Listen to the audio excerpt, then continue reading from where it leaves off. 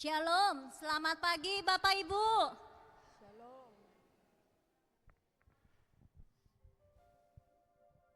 Belum semua nih. Shalom, selamat pagi Bapak Ibu. Puji Tuhan. Selamat datang, selamat bertemu kembali di tempat ini. Kita percaya ya Bapak Ibu, kita ada di tempat ini karena kasih dan kemurahan Tuhan. Untuk kita mau sama-sama menaikkan puji-pujian bagi Tuhan. Kita mau menyenangkan selalu hati Tuhan. Mari Bapak Ibu saya undang untuk bangkit berdiri. Kita mau kasih salam dulu nih, kiri kanan. Kita mau katakan Shalom, selamat pagi. Shalom.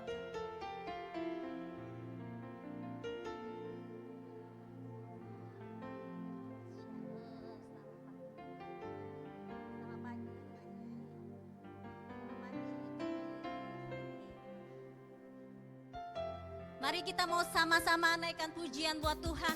Kita mau masuk ke gerbang Tuhan dengan hati gembira, dengan hati penuh syukur. Karena Tuhan baik, sangat baik, teramat baik bagi kita untuk selama-lamanya.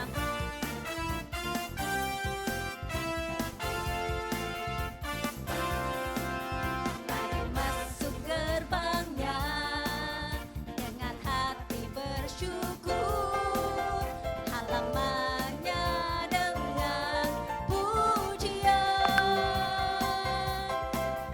penuhi baitnya dengan nyanyian syukur. Hadiratnya penuh sukacita. Kita mau sama-sama masuk ke gerbang Tuhan dengan hati bersyukur. Halamannya dengan pujian, penuhi baitnya dengan nyanyian syukur. Hadiratnya penuh sukacita. Kita mau sama-sama kan sebab Tuhan baik. Dia baik dan anugerahnya kekal selama-lamanya.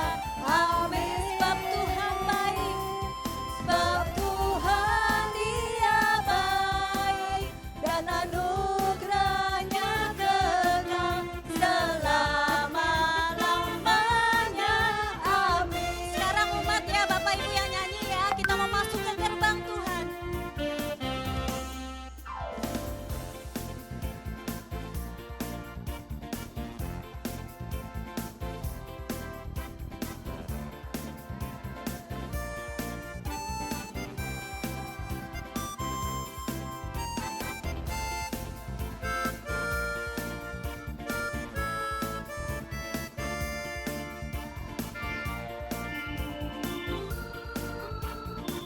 Kita mau sama-sama sebab Tuhan baik. Sebab Tuhan Dia baik dan anugerahnya kekal selama-lamanya. Amin. Sebab Tuhan Dia baik dan anugerahnya kekal selama-lamanya. Amin. Sebab Tuhan baik. Kita mau tepuk tangan buat Tuhan ya. Tuhan baik, kasih setianya kekal selama-lamanya buat kita. Yuk kita mau tepuk tangan buat Tuhan. Lamanya, amin. Sebab Tuhan baik, sebab Tuhan Dia baik dan anugerahnya kekal selama-lamanya. Amin. Selama-lamanya. Selama-lamanya. Selama-lamanya. Selama-lamanya. Selama-lamanya. Amin. Haleluya. Puji Tuhan. Silakan duduk Bapak Ibu.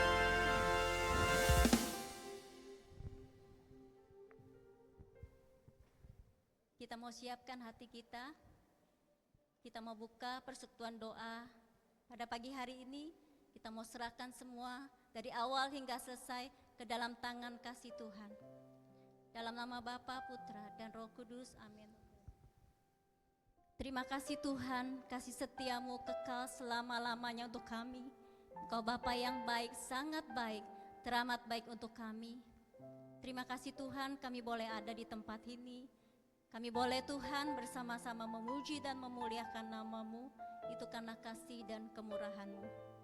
Kami juga bersyukur, terima kasih Tuhan buat kasih pengampunan-Mu Tuhan, yang selalu mengampuni segala dosa-dosa dan pelanggaran kami. Tuhan, kami rindu Tuhan untuk kami memuji dan memuliakan nama-Mu. Kiranya Engkau urapi kami satu persatu dan kuasa Roh Kudus-Mu Tuhan. Urapi hati kami Tuhan, agar setiap puji-pujian penyembahan yang kami naikkan Tuhan, kami mau persembahkan yang terbaik, hanya untuk kemuliaan nama-Mu Tuhan. Mari Tuhan, berikan terus kekuatan di dalam hidup kami, agar setiap anugerah kesempatan yang Tuhan masih berikan buat kami hingga hari ini Tuhan. Jadikan kami Tuhan pelayan-pelayan yang sungguh Tuhan, yang mau taat dan setia kepadamu Tuhan. Kami mau selalu bersyukur kepadamu, karena Engkau sudah menebus hidup kami dengan darah-Mu Yesus. Engkau sudah mengangkat kami menjadi anak-anak-Mu Tuhan, bahkan Kau jadikan kami biji mata-Mu. Kau Allah yang sungguh besar, Kau Allah yang sungguh ajaib, dan perbuatan tangan-Mu Tuhan nyata di dalam hidup kami hingga saat ini Tuhan.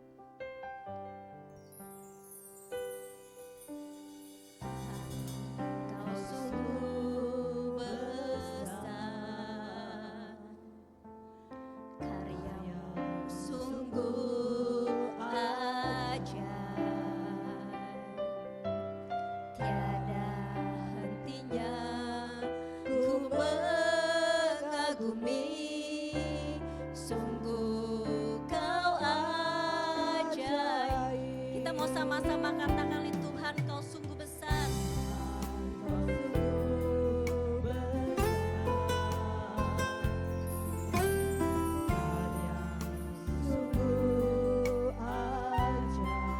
Tiada hentinya kami mengagumi-Mu Tuhan.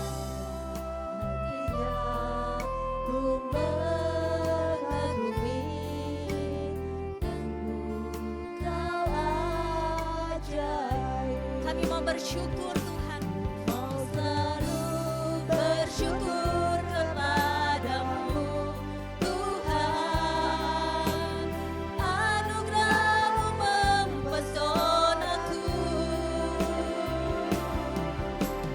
selalu dan selalu Kau angkat hatiku, Kau membuatku berharga di mata-Mu. Sekali lagi kita mau katakan, Tuhan Engkau sungguh besar. Lewat pujian ini dengan iman kita mau katakan,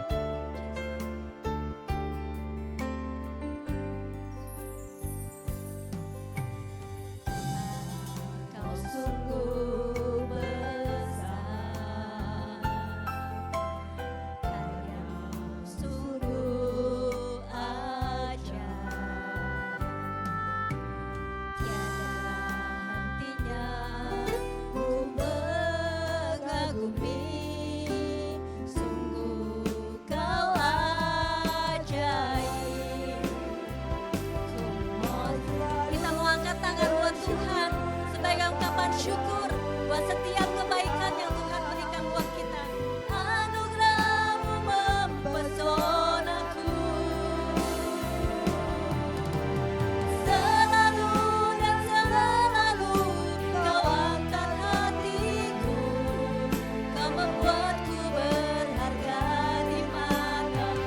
Kami mau selalu bersyukur Tuhan, selalu bersyukur kepadamu Tuhan. Anugerah-Mu mempesonaku, selalu dan selalu, selalu dan selalu Kau angkat hatiku, Kau membuatku berharga di mata-Mu. Kita mau katakan lagi, mau selalu bersyukur, bersyukur kepadamu Tuhan. Anugerah-Mu mempesonaku,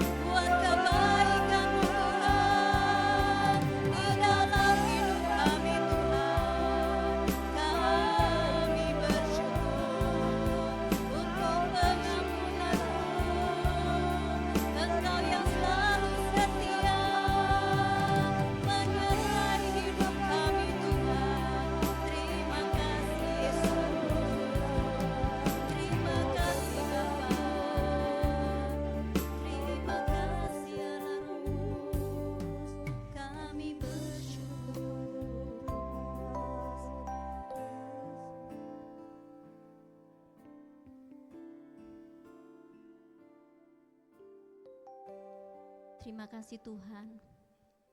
Engkau sungguh mencintai dan mengasihi kami. Engkau yang mengangkat kami Tuhan menjadi anak-Mu. Bahkan Kau jadikan kami Tuhan biji mata-Mu, kepunyaan-Mu Tuhan, kesayangan-Mu Tuhan. Terima kasih Tuhan. Terima kasih Tuhan. Terima kasih Tuhan atas penyertaan-Mu dari malam tadi hingga berakhir. Terima kasih Tuhan, Kau masih kumpulkan kami di sini untuk bertemu dengan sahabat-sahabat kami, orang-orang yang kami sayangi.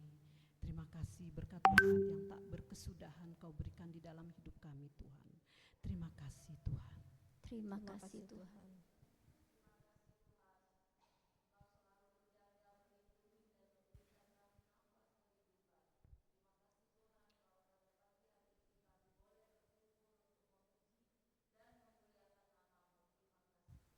Terima Terima kasih kasih Tuhan.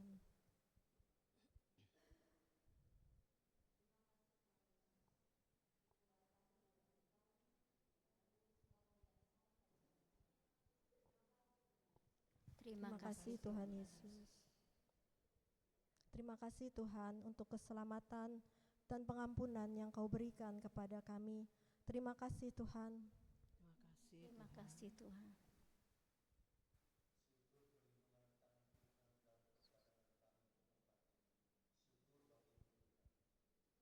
Syukur Syukur bagimu bagimu Tuhan. Tuhan.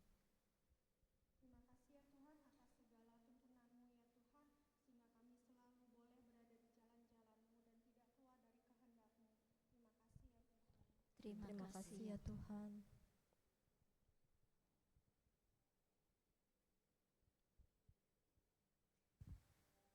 Lewat pujian ini kita mau sama-sama katakan lagi, kami mau selalu bersyukur Tuhan.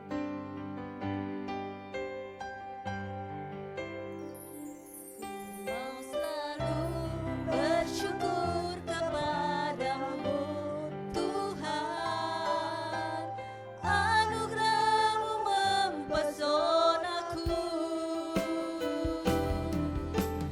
Selalu dan selalu Kau angkat hatiku, Kau membuatku berharga di mata-Mu. Selalu dan selalu, selalu dan selalu Kau angkat hatiku, Kau membuatku berharga di mata-Mu. Kau buat kami berharga Tuhan, Kau membuatku berharga di mata-Mu. Puji Tuhan. Bapak Ibu, Tuhan sungguh mengasihi kita semua.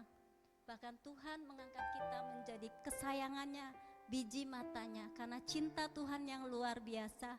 Sekarang saya mau undang nih Bapak Ibu yang mau nyatakan kebesaran Tuhan, kebaikan Tuhan. Saya silakan untuk maju ke depan.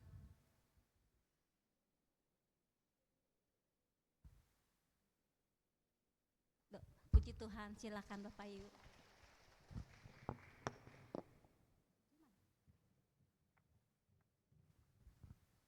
Dengan siapa Bu? Ibu Sieni. Sherry. Halo. Sieni. Sheni. Selamat pagi Bapak Ibu. Saya mau itu kesaksian kemarin. Kemarin saya siarek sama lingkungan, tapi tidak atas nama lingkungan ya. Saya ngadain sendiri gitu sama teman-teman saya gitu. Dan banyak yang lansia juga gitu. Terus dari kita siareknya ke Jawa ya, ke Jawa, ke Solo sama ke Jogja. Ya, di Solo kita di Gua Mojosongo, terus hari keduanya kita sebetulnya ke 7 gua, tapi sudah terlalu kemalaman, jadi yang terakhir itu di Gua Tritis. Sampai di Gua Tritis itu 6:30 malam. Terus saya sedih sekali waktu itu karena portalnya udah ditutup. Itu gua ada tulisannya Tritis gitu besar sekali, terus ada portalnya gitu, portalnya udah ditutup. aku sedih banget. Aduh gimana gini, udah jauh-jauh ada kita ada 2 mobil kan, 2 HS, jadi 10 orang itu, 20 orang kan yang itu ziarah ke situ gitu. Portalnya udah ditutup, tapi saya nggak putus asa ya. Saya turun dari HS, terus saya pergi ke portalnya itu yang ditutup itu. Saya berdoa di situ, berdoa di portalnya itu. Bunda Maria, tolong dong, Sieni udah bawa teman-teman ke sini semua, ya kan? Masa saya harus mengecewakan banyak orang gitu, ya. Setelah itu saya mohon sama Bunda Maria, Bunda, tolong semoga Engkau utus siapapun orangnya itu ya Bunda, ya Tuhan, tolong bisa membukakan jalan untuk masuk ke Gua Trites itu gitu. Setelah saya doa di portal itu, terus saya kembali ke mobil ya, saya kembali ke mobil, terus HS-nya itu kan itu putar balik gitu, mau ke arah jalan pulang kan. Terus teman-teman saya tuh satu HS tuh juga orangnya militer semua itu, pada enggak itu putus asa gitu loh. Coba itu tanya dulu tuh, ada warung tuh buka di situ tuh. Coba tanya dulu, siapa tahu tuh warung itu bisa ngasih petunjuk gitu. Udah, setelah itu berhenti di warung itu terus tanya, ternyata bener warungnya itu penjualnya itu tahu tentang jalan lain yang menuju ke Gua Trites itu. Deket aja, tambah kita lewati, harusnya sebelumnya itu sebelum portal itu udah harusnya belok, tapi ini tambah kita lurus kan. Lah, terus dia ikut kita ya kan, dia bonceng suaminya gitu. Terus dia juga nawari gini, Bu, itu agak turun sekali. Jadi kalau yang tua-tua bisa naik ini digojekin sama suami saya, dia bilang gitu. Ya udah boleh deh, aku bilang gitu. Kan ada 4 orang itu yang nggak bisa ya, kalau suruh jalan sampai jojrok itu kan nggak bisa. Lah terus akhirnya itu apa namanya, udah sampai di itu atas guanya itu, yang bisa jalan, yang nggak bisa jalan itu apa naik gojeknya itu. Akhirnya semuanya bisa turun ke guanya itu. Ke guanya itu juga saya tuh takjub ya, benar-benar bagus. Seperti momennya yang hari itu apa, yang kita waktu libur itu ya, Tuhan Yesus naik ke surga. Ya di situ ada patungnya pas Tuhan Yesus naik ke surga gitu. Aduh, rasanya saya seneng banget gitu ngelihat itu. Terus teman-teman saya yang semua lansia tuh, banyak yang lansia juga, dia seneng, ya ampun aku belum pernah loh lihat gua sebagus ini, dia bilang gitu tuh. Dia jadi semua tuh merasa senang gitu, saya juga ikut senang. Udah cuma itu pengalaman saya. Makasih. Terima kasih Bu Siani untuk kesaksiannya memberikan kekuatan buat kita.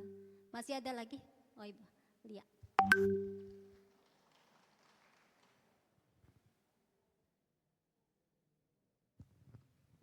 Selamat pagi teman-teman semua. Saya mau sharing anak saya yang paling kecil ya. Biasa kan tiap tahun kalau liburan tuh anak saya kan kerja tuh. Bukannya saya sombong ya, anak saya dari SMP tuh pada kerja semua kalau liburan ya. Nah kali ini anak saya nih nggak dapat panggilan kerjaan tuh di Jakarta Fair. Jadi dia murung terus tuh. Saya bilang, kamu kenapa murung? Ma, ini udah pertengahan bulan Mei, saya belum dapat kerjaan. Saya bilang, sabar, saya bilang begitu. Kamu harus berusaha, berdoa, jangan putus asa, saya bilang begitu. Kamu kan Miss Dinar, masa kamu putus asa sih? Saya bilang harus berdoa, rajin berdoa sama Bunda Maria. Akhirnya dia berdoa terus, akhirnya dapat panggilan banyak gitu loh. Nah terus karena anak yang paling kecil tuh saya kan khawatir sama suami saya. Ya udah saya nganterin sekalipun jauh di Bogor, saya pergi juga nganterin dia interview sampai naik busway, padahal saya nggak tahu jalan tuh. Nah, waktu naik busway itu saya nanya-nanya sama petugasnya kalau mau ke Lenteng Agung, naik nomor berapa, naik yang ke jurusan mana. Nah, terus dia bilang ke Juanda ya, ke Juanda. Terus saya ke Juanda, naik busway ke jurusan Juanda. Dari Juanda tuh saya turun lagi. Terus saya bingung naik apa lagi ya, jurusan apa lagi, saya kan nggak tahu jalan ya.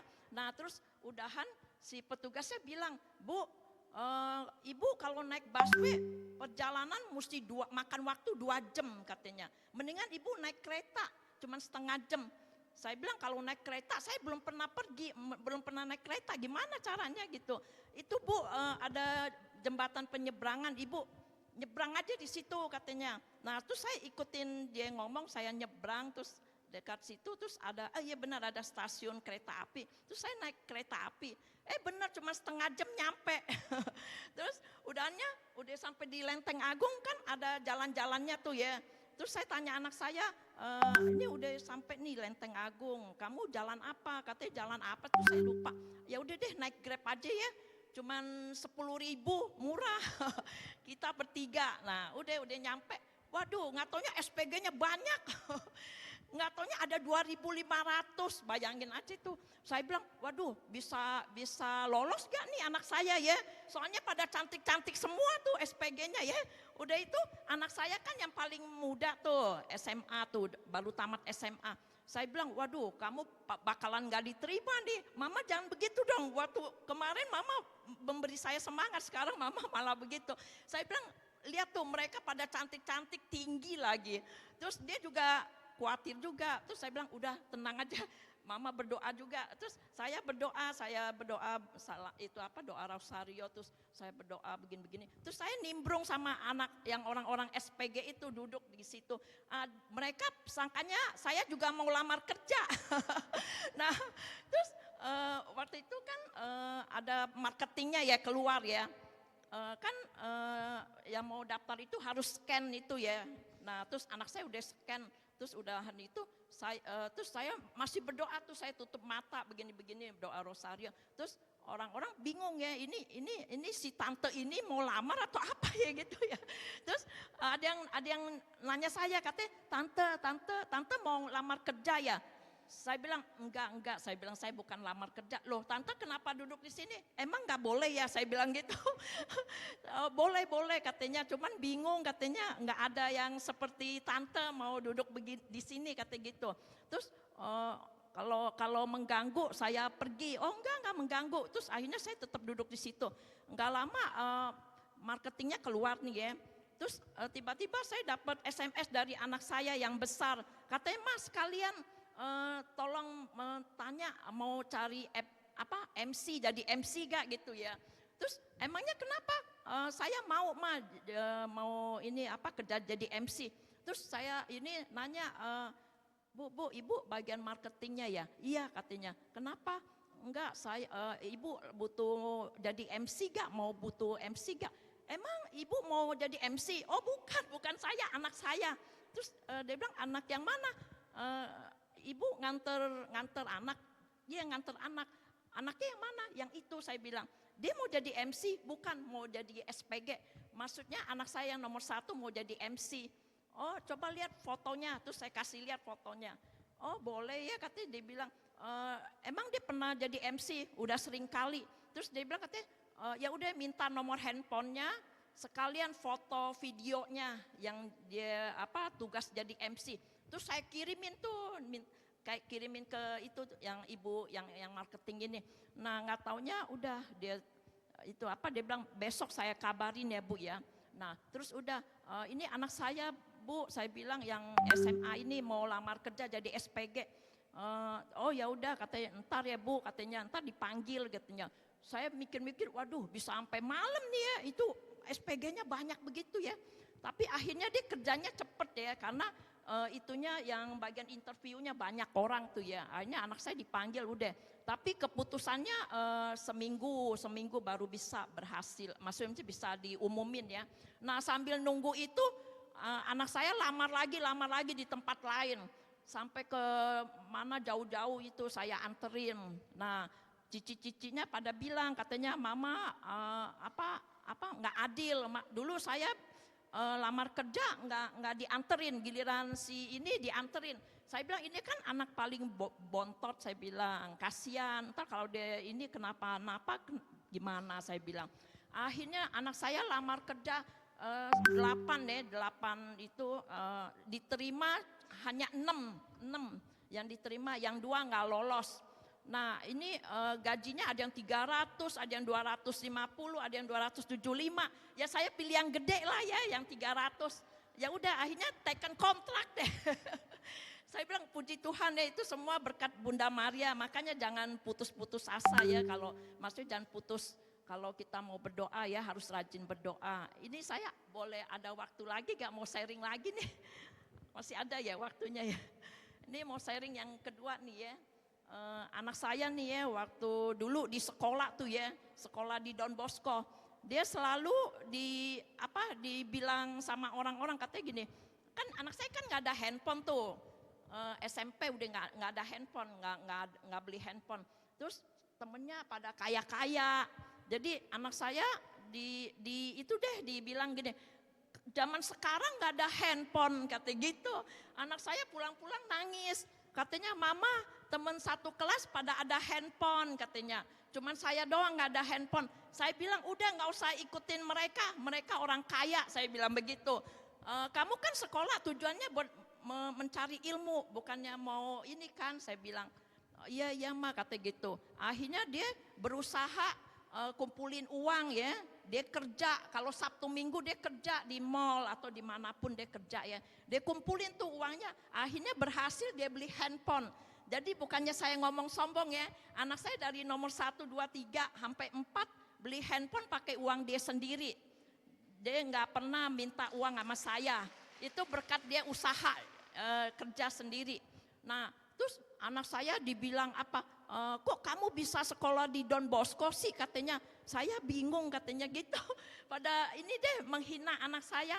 Saya bilang kamu nggak usah dengerin temen kamu mau ngomong apa, saya bilang. Dibilang miskin lah anak saya, tapi anak saya nggak putus asa.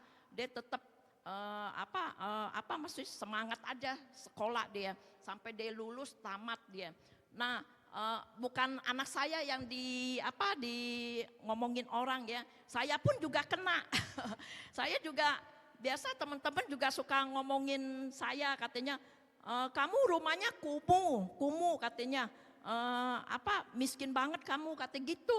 Malah ada yang nanya katanya itu kamu rumah sewa ya katanya. Saya bilang enak aja, itu suami saya beli waktu sebelum kenal sama saya, dia udah beli rumah itu. Beli rumah itu harganya 24 juta. Sekarang kalau ini dijual bisa MM-an, saya bilang gitu. Iya Pak, pokoknya semua pada hina saya deh. Katanya saya keluarga miskin lah, pemulung katanya gitu. Bukan pemulung, maksudnya kumuh, rumahnya kumuh katanya dia bilang gitu. Tapi saya nggak putus asa, saya tetap semangat. Saya biarin orang mau mencemooh saya menghina saya tetap ke jalan yang benar gitu loh. Saya nggak mau itulah, biarin, nggak tanggepin orang-orang ngomong apa gitu ya. Terus mau sharing lagi satu lagi ya. Nih temen anak saya tuh dia itu depresi tuh, dia kan gemuk banget. Nah dia dicemooh orang katanya kamu gembrot gini jelek kata gitu. Jadi dia sampai nggak berani keluar rumah tuh, sampai dia nggak mau sekolah. Nah terus anak saya ngomong sama saya, katanya cerita, katanya mama saya punya temen udah sebulan lebih nggak sekolah. Kenapa? Dikatain nama temennya gembrot katanya, jelek lah apa. Saya bilang aduh kasihan banget ya, saya bilang boleh gak mama ke rumahnya. Mama mau ngapain? Mau berteman sama dia gitu loh, maksudnya mau ini. Ya udah dia anterin saya ke rumah temennya tuh. Terus saya kenalan dulu sama orang tuanya, udah kenalan. Terus orang tuanya bilang katanya iya nih anak saya sudah sebulan lebih nggak mau keluar rumah, di kamar aja. Saya takutnya dia bunuh diri katanya gitu. Nah, terus akhirnya saya bilang, boleh gak saya ke kamarnya anak kamu? Boleh, boleh. Terus saya ketok-ketok, terus dia bilang katanya siapa gitu, galak itu anak. Terus saya bilang, ini tante, saya bilang temen ini anak saya kan namanya Gisel, temen Gisel gitu. Orang tua Gisel, saya bilang, boleh gak tante masuk ke kamar kamu? Oh, terus mau ngapain kata gitu, anak itu jawab begitu. Saya bilang enggak, mau berkenalan, saya gituin. Terus ya udah akhirnya dia kasih masuk. Pas dikasih masuk, saya ngomong-ngomong, kamu sekelas ya sama Gisel. Dia bilang katanya, kok tante tahu Gisel cerita kok. Terus dia cerita apa aja? Enggak, dia nggak cerita apa-apa, cuman katanya kamu udah nggak sekolah lagi, udah sebulan lebih. Kenapa? Saya bilang, ngapain saya sekolah? Temennya pada jahat semua, katanya temen satu kelas pada jahat. Oh enggak, saya bilang enggak ada yang jahat, ada yang jahat, ada yang enggak. Itu anak saya kan enggak jahat sama kamu, saya bilang.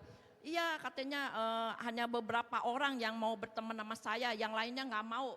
Anggap saya jahat, ini gembrot lah apa gitu. Saya bilang kamu jangan putus asa, kata saya bilang begitu. Jangan ladenin ngomongan orang apapun, saya bilang begitu. Kamu bisa diperbaikin kok. Kamu jangan banyak makan, saya bilang. Makannya dikurangin, saya bilang begitu. Kamu sebenarnya cantik, saya bilang. Ciptaan Tuhan semua bagus, cantik, saya bilang sempurna, saya bilang. Yang penting kamu harus semangat, jangan ini dah, saya bilang begitu ya. Terus akhirnya dia nangis tuh saya peluk dia dong. Terus udah saya bilang udah kamu harus semangat ya, tenang ya. Kamu mulai besok harus sekolah lagi ya, saya bilang.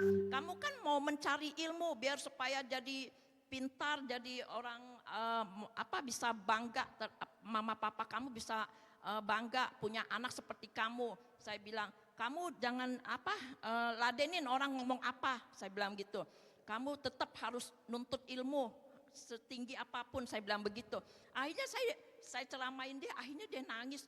Iya tante, saya besok mau sekolah. Akhirnya sekarang puji Tuhan dia sekolah. Mau masuk sekolah lagi ya, mamanya sampai ini nangis, sampai ini loh, nangis banget deh, puji ini. Terus akhirnya udah, saya bilang itu semua Tuhan yang ini. Ya, makasih ya, sekian. Terima kasih Ibu Lia untuk kesaksian yang berikan kekuatan buat kita. Kita mau tepuk tangan dulu buat Tuhan kita yang baik, sangat baik, teramat baik buat kita semua. Mari Bapak Ibu, kita mau tanggapi kesaksian kita pada siang hari ini. Apapun yang kita alami, kita jangan pernah berhenti berharap di dalam setiap doa kita. Karena kita percaya Tuhan pasti sanggup melakukan setiap perkara apapun di dalam hidup kita. Kuatkanlah hatimu, lewati setiap persoalan. Tuhan Yesus selalu menopangmu. Jangan berhenti harap padanya. Tuhan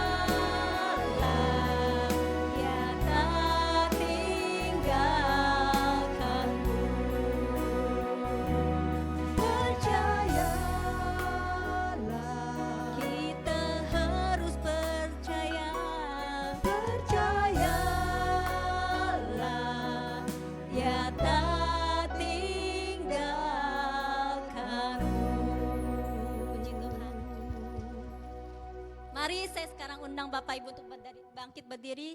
Kita mau naikkan pujian bagi Tuhan. Kita mau menyenangkan hati Tuhan. Karena Tuhanlah kekuatan dan gunung batu. Mazmur keselamatan buat kita semua. Hanya padanya kita mau percaya. Tuhanlah kekuatan dan mazmurku. Yes. Ya gunung batu dan keselamatanku, hanya padamu, hanya padamu hatiku percaya. Dialah menara dan kota perlindungan, hanya Tuhanlah kekuatan dan mazmur bagi kita. Dan mazmurku, ya gunung batu dan keselamatanku, hanya padamu hatiku percaya. Kaulah menara dan kota perlindungan. Kami mau selalu bersyukur. Ku mau selalu bersyukur, sebab cintamu padaku takkan pernah berubah. Hatiku percaya, walau bumi bergoncang, gunung-gunung beranjang, namun kasih setiamu tak pergi dari. Kami mau selalu bersyukur. Ku mau selalu bersyukur, sebab cintamu padaku takkan pernah berubah. Hatiku percaya, walau bumi bergoncang, gunung-gunung beranjang, namun kasih setiamu tak pergi darimu. Kami mau bersyukur, ku mau selalu bersyukur, sebab cintamu padaku takkan pernah berubah. Hatiku percaya, walau bumi bergoncang, gunung-gunung beranjang, namun kasih setiamu tak pergi darimu. Kaulah termulia bagi kami Tuhan. Engkau yang termulia di bumi di surga, termasyhur perkasa selamanya.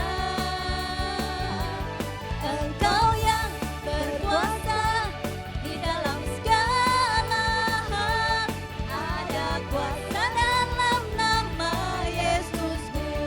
Engkau yang termulia Tuhan, Engkau yang termulia di bumi di surga, termasyhur perkasa selamanya. Engkau yang berkuasa di dalam segala hal, ada kuasa dalam nama Yesus. Ada kuasa dalam nama Yesus. Sama-sama kita mau katakan ada kuasa dalam nama Yesusku. Haleluya, puji Tuhan.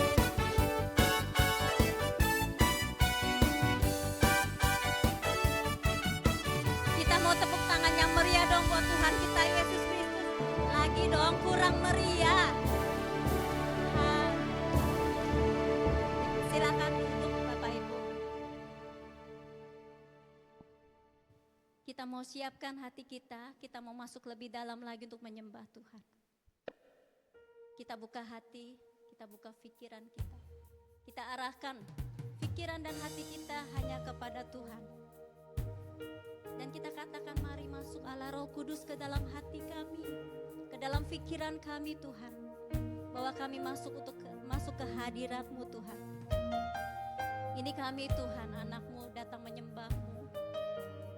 Karena Engkau Tuhan yang kami sembah. Hanya Tuhan yang kami tinggikan. Hanya Tuhan yang ajaib buat kami Tuhan. Tuhan, kami terus mau mengikuti Engkau. Karena itulah kerinduan buat kami. Kami terus Tuhan mengiringi Engkau Tuhan. Karena itulah menjadi kekuatan di dalam hidup kami. Sungguh besar anugerah-Mu buat kami. Jadikan kami Tuhan hamba-hamba yang berkenan di hadapan-Mu Tuhan. Semua karena anugerah-Mu. Semua karena anugerah-Mu. Hari ini ada. Bukan karena kuatku, namun karena Roh-Mu. Kami bawa hati kami Tuhan, bawa hatiku, penyembahanku terus makin berkurang, Yesus makin bertambah. Kami mau mengikuti Engkau Tuhan, mengikut Yesus, itulah kesukaan hatiku. Ku lepas semua aku untuk mengenal kehendak hidupku. Mengiring Yesus, itulah kekuatan hidupku. Ku yakin anugerah-Nya mampu jadikanku hamba yang berkenan selalu. Sama-sama kita mau katakan, kami ada saat ini karena kasih, karena anugerah-Mu Tuhan di dalam hidup kami Tuhan. Kami mau terus mengiring-Mu Tuhan. Semua karena anugerah-Mu. Hari ini ada. Bukan karena kuatku, namun karena Roh-Mu. Kami bawa hati kami, penyembahanku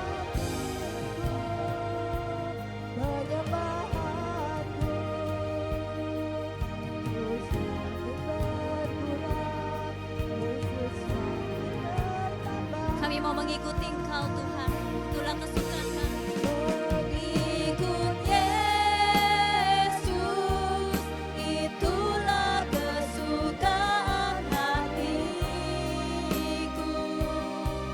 Ku lepas semua aku untuk mengenal kehendak hidupku. Kami mau mengiring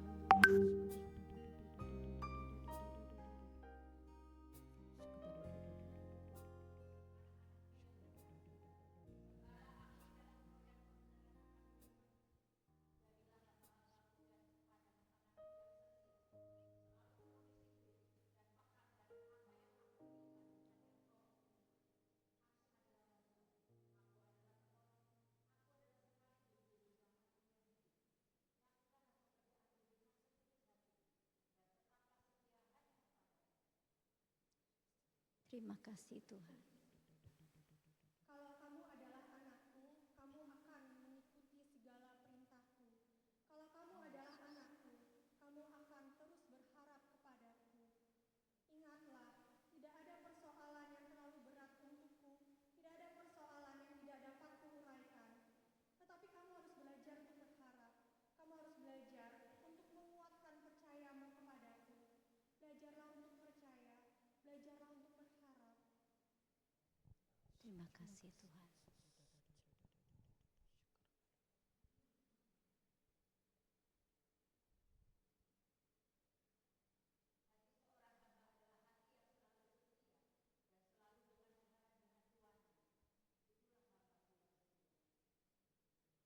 Terima kasih Tuhan.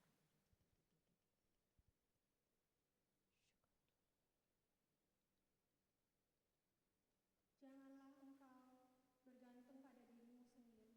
Kamu tidak akan kuat. Mungkin masalah itu rasanya seperti akan memecahkan kepalamu. Kamu tidak akan kuat kalau kamu tidak datang kepadaku dan berharap kepadaku. Belajarlah untuk datang kepadaku. Belajarlah. Terima kasih Tuhan.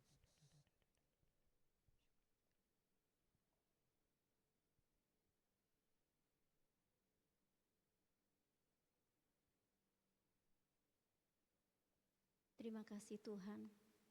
Kami percaya Tuhan, kami yang hadir di tempat ini sudah Kau urapi dengan kuasa Roh Kudus-Mu Tuhan. Di atas pujian dan penyembahan yang kami naikkan Tuhan. Karena kami boleh rasakan kasih-Mu, hadirat-Mu saat ini boleh kami rasakan Tuhan. Terima kasih Tuhan. Terima kasih juga Tuhan, pada hari ini, pada siang hari ini, Engkau sudah mengirim Bapak Leonardi untuk mewartakan sebagian firman-Mu. Kiranya Tuhan, Engkau yang mengurapi Bapak Leonardi penuh dengan hikmat-Mu Tuhan, sehingga apa yang dia katakan, yang akan dia sampaikan buat kami, semua hanya berasal daripada Engkau. Mari Allah Roh Kudus, berikan terus kekuatan, ajari kami Tuhan, agar setiap firman yang boleh kami dengar lewat Pak Leonardi saat ini Tuhan, mampukan kami untuk mengerti Tuhan, akan setiap kehendak-Mu di dalam hidup kami, agar kami juga boleh menjadi pelayan-pelayan yang selalu berkenan kepadamu Tuhan, yang semua berasal daripada Engkau, yang bisa kami mengerti Tuhan. Terima kasih Tuhan Yesus, kami buka hati saat ini Tuhan, kami siap untuk mendengarkan firman-Mu. Silakan Pak Leonardi.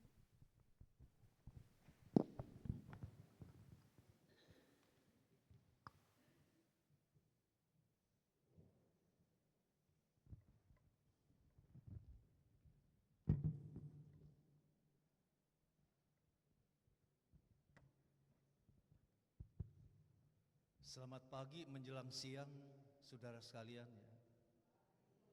Biasa sih saya sebutnya Bapak Ibu, cuman pagi hari ini kan lebih banyak ibu-ibu. Jadi nanti sedikit begitu Bapak kok disebut gitu. Jadi saudara-saudara aja lah gitu ya. Amin. Gak apa-apa ya. Iya, jadi rasanya saya udah lama ya nggak bicara di tempat ini. PD Yakobus pagi, Selasa pagi. Lebih banyak yang lansia punya hari Jumat gitu. sama yang hari Kamis di Kim Taigon. Terakhir ini saya masih ingat itu, saya bicara di PD Yakobus yang hari Selasa itu masih COVID. Waktu itu pakai jom, masih ingat gak? Temanya tuh ciuman Yudas. Bukan ciuman suami tapi ciuman Yudas. Berarti ciuman seorang pengkhianat begitu. Masih ingat, mungkin ada yang mengikuti. Maka saya bersyukur kalau pagi hari ini berada di sini lagi bersama dengan Anda, luar biasa ya. Biasa di luar atau luar biasa? Biasa di luar. Ya, tema kita hari ini adalah mengenai hati seorang murid atau hati seorang hamba atau hati seorang pelayan. Ya, itu temanya kita ambil dari Injil Markus bab 10 ayat 35 sampai 45. Ini suara saya jelas gak ke belakang? Jelas ya? Ya, enggak menggema ya? Soalnya udah ada pakai filter, pakai kumis, semoga enggak terlalu sember gitu. Nah saya udah catat sini, jadi kelihatan gak hurufnya ini? Kelihatan ya? Saya bacakan ayat-ayat yang ganjil, saudara-saudara sekalian yang genap-genap. Lalu Yakobus dan Yohanes, anak-anak Zebedeus, mendekati Yesus dan berkata, "Guru, kami harap supaya engkau kiranya mengabulkan suatu permintaan kami." Silakan.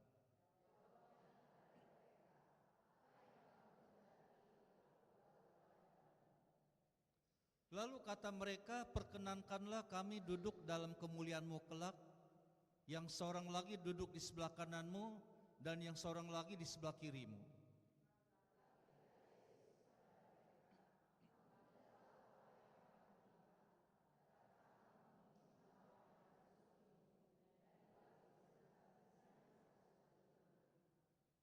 Jawab mereka, kami dapat. Yesus berkata kepada mereka, "Memang kamu akan meminum cawan yang harus kuminum, dan akan dibaptis dengan baptisan yang akan aku terima.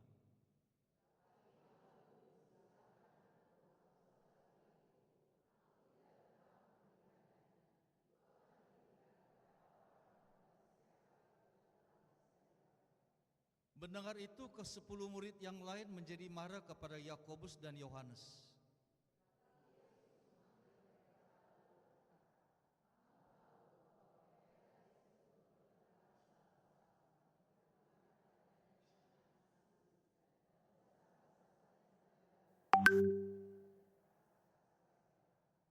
Tidaklah demikian di antara kamu, barang siapa ingin menjadi besar di antara kamu, hendaklah ia menjadi pelayanmu.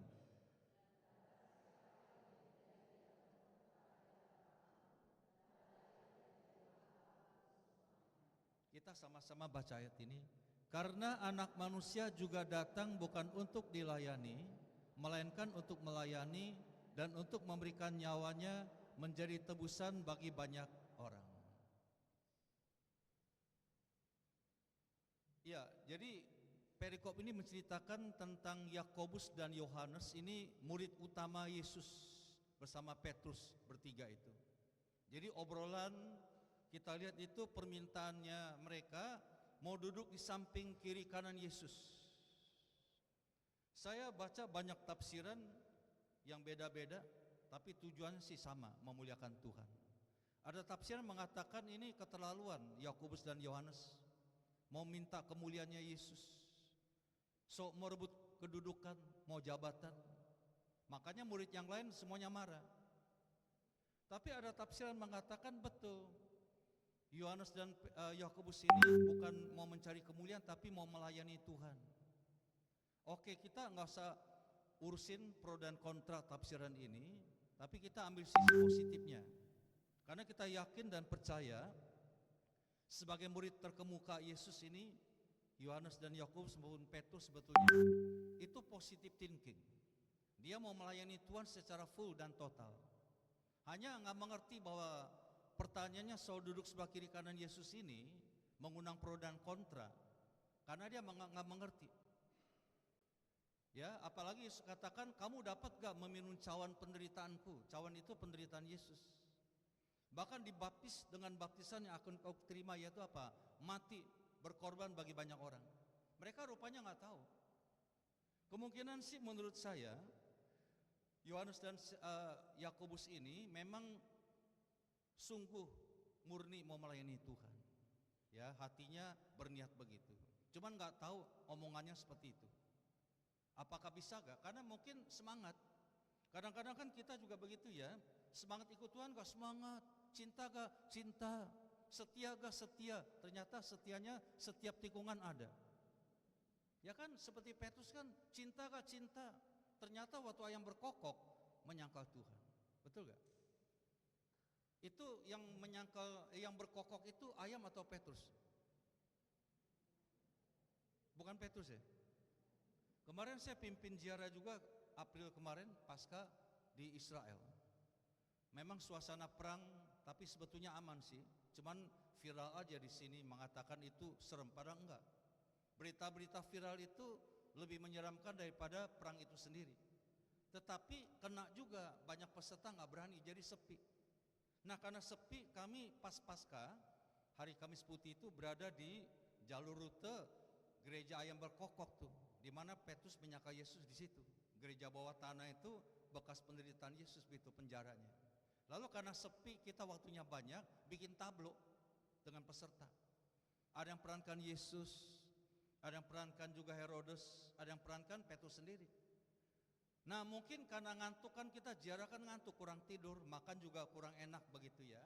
Jadi yang perankan Petrus ini mungkin ngantuk, giliran yang ngomong sampai dia begini, Petrus berkokok kukuruyuk. Waduh, jadi batal tuh tablonya. Nah itu seperti gitu. Kita bilang, ya Tuhan aku mencintaimu. Hidupku bukannya aku lagi, tapi Yesus dalamku, kan begitu nyanyinya. Tapi pulang ke rumah lagunya berbeda loh, kalau ada masalah. Aku masih seperti yang dulu. Murid-murid begitu. Ini orang Kristen tomat. Datang tobat, pulangnya kumat.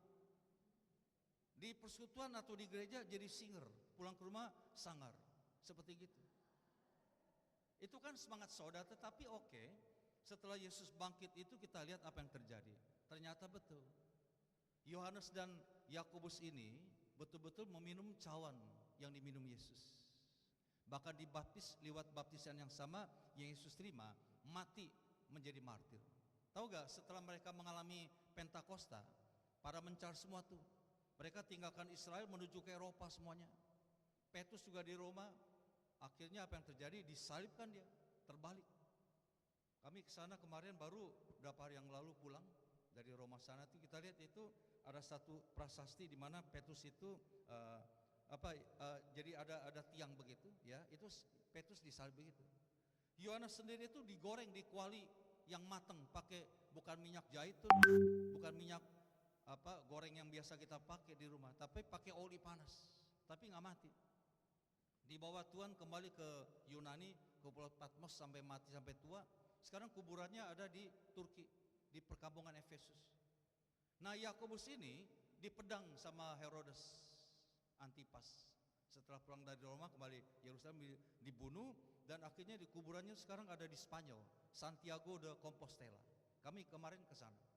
Nah kita lihat ini akhirnya mereka menjadi kenyataan melayani Tuhan seperti itu. Memang awalnya nggak mengerti. Nah dari obrolan ini ada dua hal yang penting yang bisa saya temukan di sini, yaitu kita lihat ada topiknya tuh hamba dan Tuhan. Hati seorang hamba yang melayani serta hati seorang Tuhan. Ya. Nah kalau Anda ketemu topik ini, disuruh pilih begini, kalau disuruh memilih itu milih yang mana?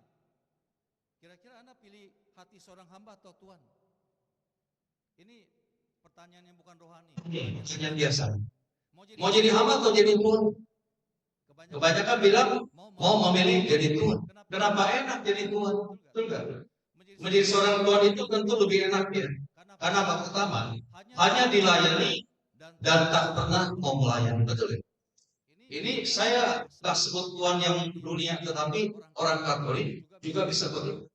Kalau orang Katolik ini belum hidup baru. Beda kalau hidup baru ya.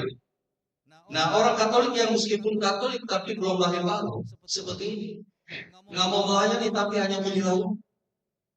Nah karena saya juga tuan di rumah, majikan di rumah, suami dan ayah dari anak-anak saya.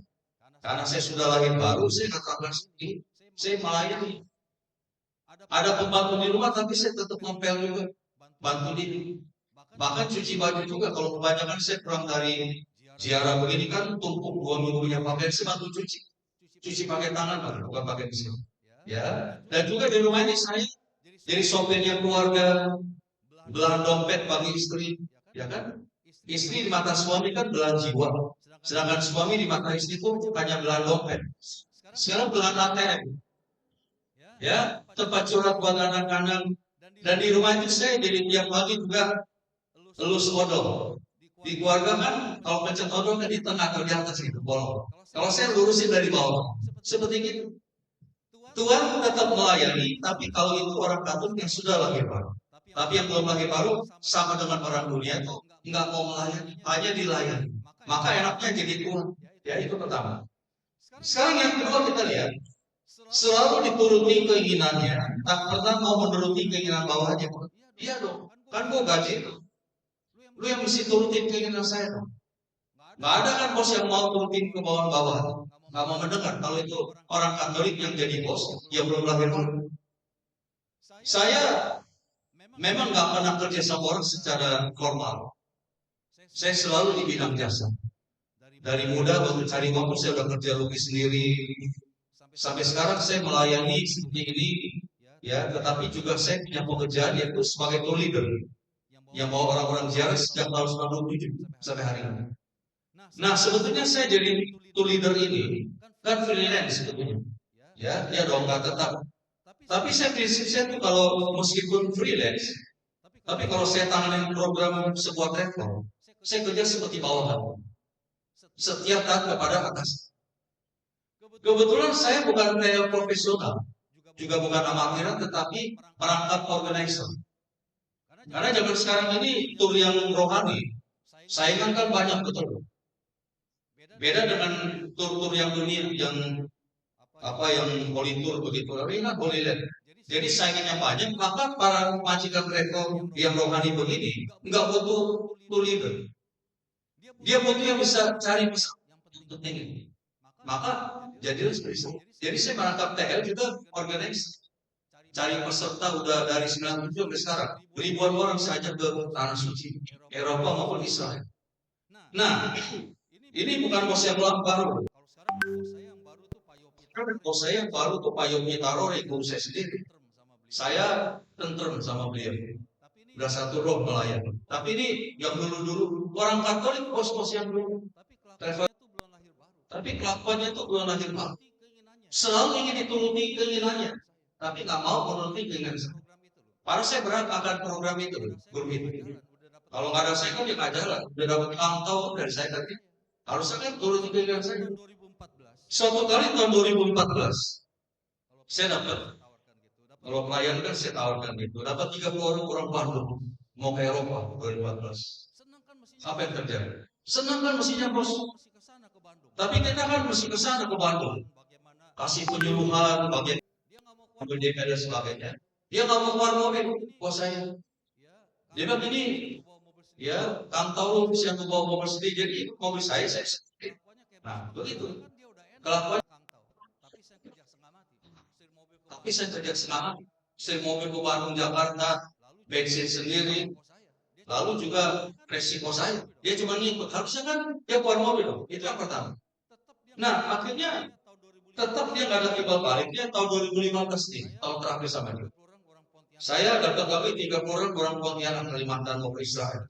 Itu tahun 2015, bulan Oktober. Waktu DP, saya kan ngambil DP juga. Kebetulan saya sama aku sama keluarganya liburan juga, buatnya berikan presentasi. Jadi kita kolek cash itu 500 US dollar. Nah, mau pelunasannya nih kira-kira 1 bulan sebelum berangkat hari hari di mana saya. Nah, waktu itu sudah ada keputusan dari negara Indonesia tidak boleh transfer dolar, betul. Kalau sekarang nggak boleh, dulu nggak boleh. Harus pakai cash atau ditransfer pakai rupiah.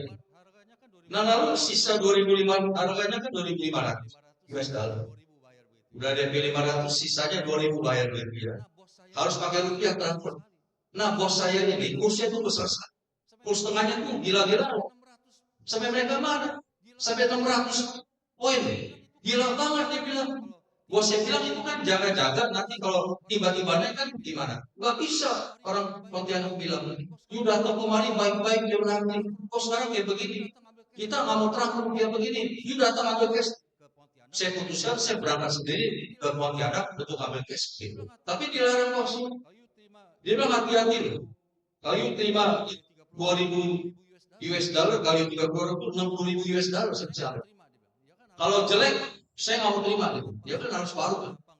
Hurufnya apa, segala letternya apa, nggak boleh jelek sekali. Itu yang pertama. Yang kedua, kalau dirampok bagaimana? Saya ditakut-takuti. Yang ketiga, bisa jadi kamu dianggap cuci uang. Baru saya doa, minta berapa 20. Saya mau berangkat 20. Berkati hamba. Saya berangkat sendiri. Terima 60.000 itu sendiri itu saya gulung pakai kertas koran, plastik, kertas koran, lalu kertas mesin kertas karton. Lewat di imigrasi, nggak apa-apa, akhirnya goodbye sayonara sama bos saya pindah ke Payo Besar. Gara-gara, jadi ini ciri-ciri bos dunia. Katolik tapi melanggar baru seperti ini. Hanya mau dituruti keinginannya, tapi tidak pernah mau menuruti keinginan bawahan. Seperti itu ya. Ini yang kedua nih, bos. Sekarang yang ketiga, ditakuti, punya kepuasan yang besar atas anak pun. Ya, bahkan bisa dipecat. Ya. Kalau salah betul kan, bos itu kan yang kuasa. Kita takut bawahan begitu. Ini bos. Yang keempat, haknya kelihatan lebih besar daripada kewajibannya. Itu kalau bos saya ini, kalau saya ada apa di luar negeri, dia nggak mau terima kabar buruk. Selalu mau kabar gembira, kabar baik. Kenapa? Pikirannya untuk rumah. Saya kasih contoh begini. Biasanya kalau saya bikin organisasi begini, repot juga dari Jakarta. Kadang-kadang peserta begini. Ada peserta yang triple, ayah ibu dan anaknya sudah gadis begini. Mau satu kamar bertiga. Harusnya saya bilang, anak ibu satu kamar cuma tambah 400 US dollar. Bertiga begitu nanti kalau kamarnya kecil bagaimana? Di sana gitu kan, repot. Udah gitu jam kita konten lagi, 567 jadi. Oh enggak lah kita bertiga, ya oke. Kan oke kan? Tiba di Israel, bapaknya bilang, iya seperti kita minta kamar baru kita bayar. Udah nggak ada lagi.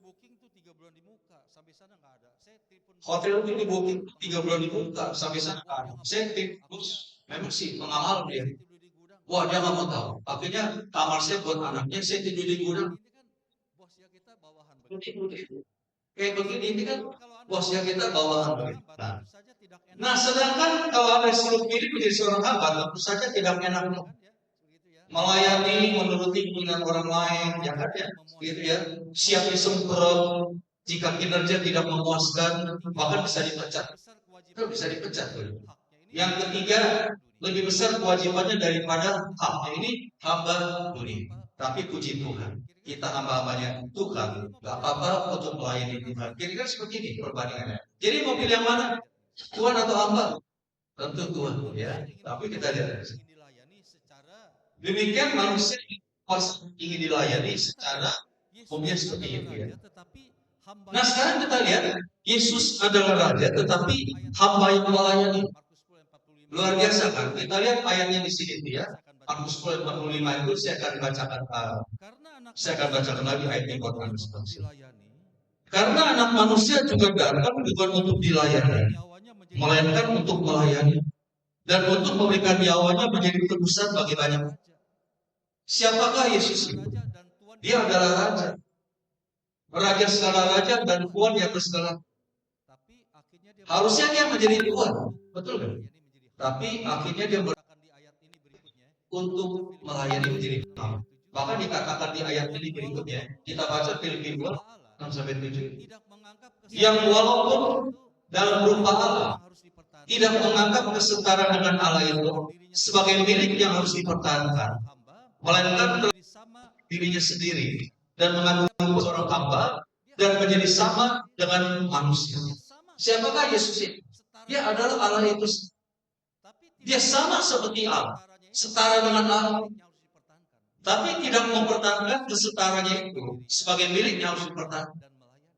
Tapi Yesus mengosongkan dirinya menjadi hamba dan melayani. Luar biasa ini teladan bagi kita. Makanya kita mesti teladan kepada Tuhan untuk menjadi hamba-Nya. Nah, maka saya ajak Anda melihat ini. Sungguh suatu teladan yang luar biasa yang harus kita ikuti. Maka untuk menjadi pelayan Tuhan, menjadi hati seorang hamba yang melayani, khususnya di PDK Kesempatan ini, yang pertama yang harus kita perbuat adalah apa? Ayat 38, saya akan bacakan buat Anda di sini. Kamu tidak tahu apa yang kamu minta. Tetapi kata Yesus kepada mereka, kamu tidak tahu apa yang kamu minta. Dapatkah kamu meminum cawan yang harus kuminum dan dibaptis dengan baptisan yang harus kuminum? Jawab mereka, kami dapat. Sikap seorang hamba yang melayani pertama-tama adalah komitmen dan tanggung jawab seorang hamba yang melayani. Tanggung jawab dan komitmen itu penting. Jangan hanya mau jabatan tapi lari tunggang langgang. Kalau lagi ada persoalan, cari kambing hitam dan sebagainya, salahkan orang lain. Tetap harus tanggung jawab seperti Yesus. Pada waktu di Taman Getsemani, sebetulnya dia juga bingung juga Yesus itu. Dia kan 100% anak Allah, tapi 100% juga anak manusia. Ilahi dan manusia.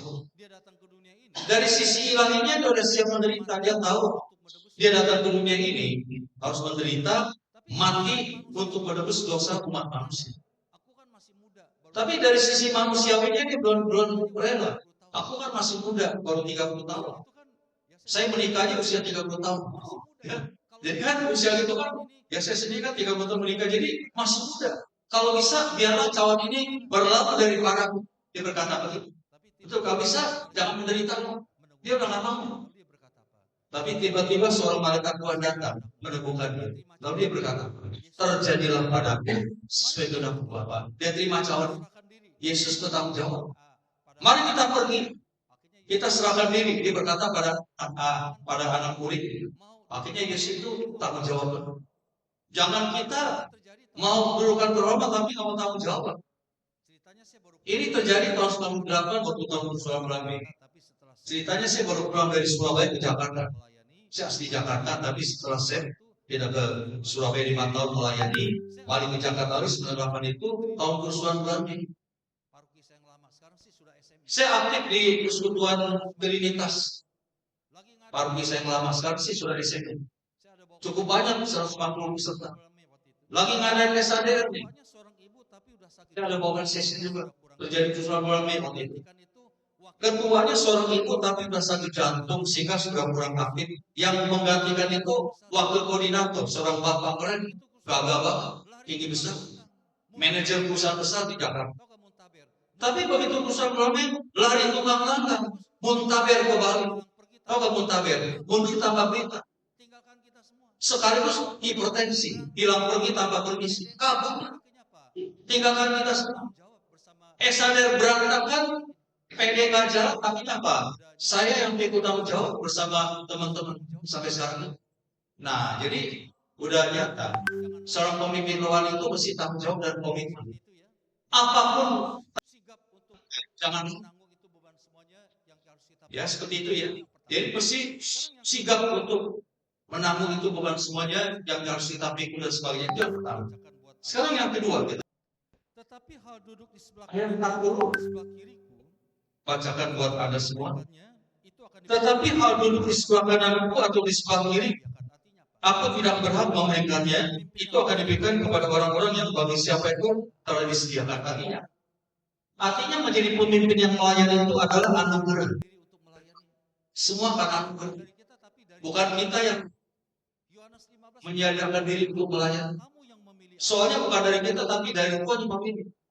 Yohanes 15 ayat 11 mengatakan, bukan kamu yang memilih aku, tetapi akulah yang memilih kamu. Artinya, menjadi pemimpin yang melayani itu adalah anugerah Tuhan. Nah, karena anugerah Tuhan, mari kita pegang anugerah itu dengan bekerja sebaik-baik. Jangan maksakan ini. Semuanya karena anugerah Tuhan. Saya bisa mengatakan begini bukan karena saya mau. Saya nggak ada tujuan jadi wartawan. Saya pengen jadi hidup seperti orang biasa. Ya, menjadi pelukis yang sekali Leonardo da Vinci, ya, jual, dagang dan sebagainya, cuan begitu. Tapi akhirnya nggak bisa ketangkep seperti ini. Ini anugerah.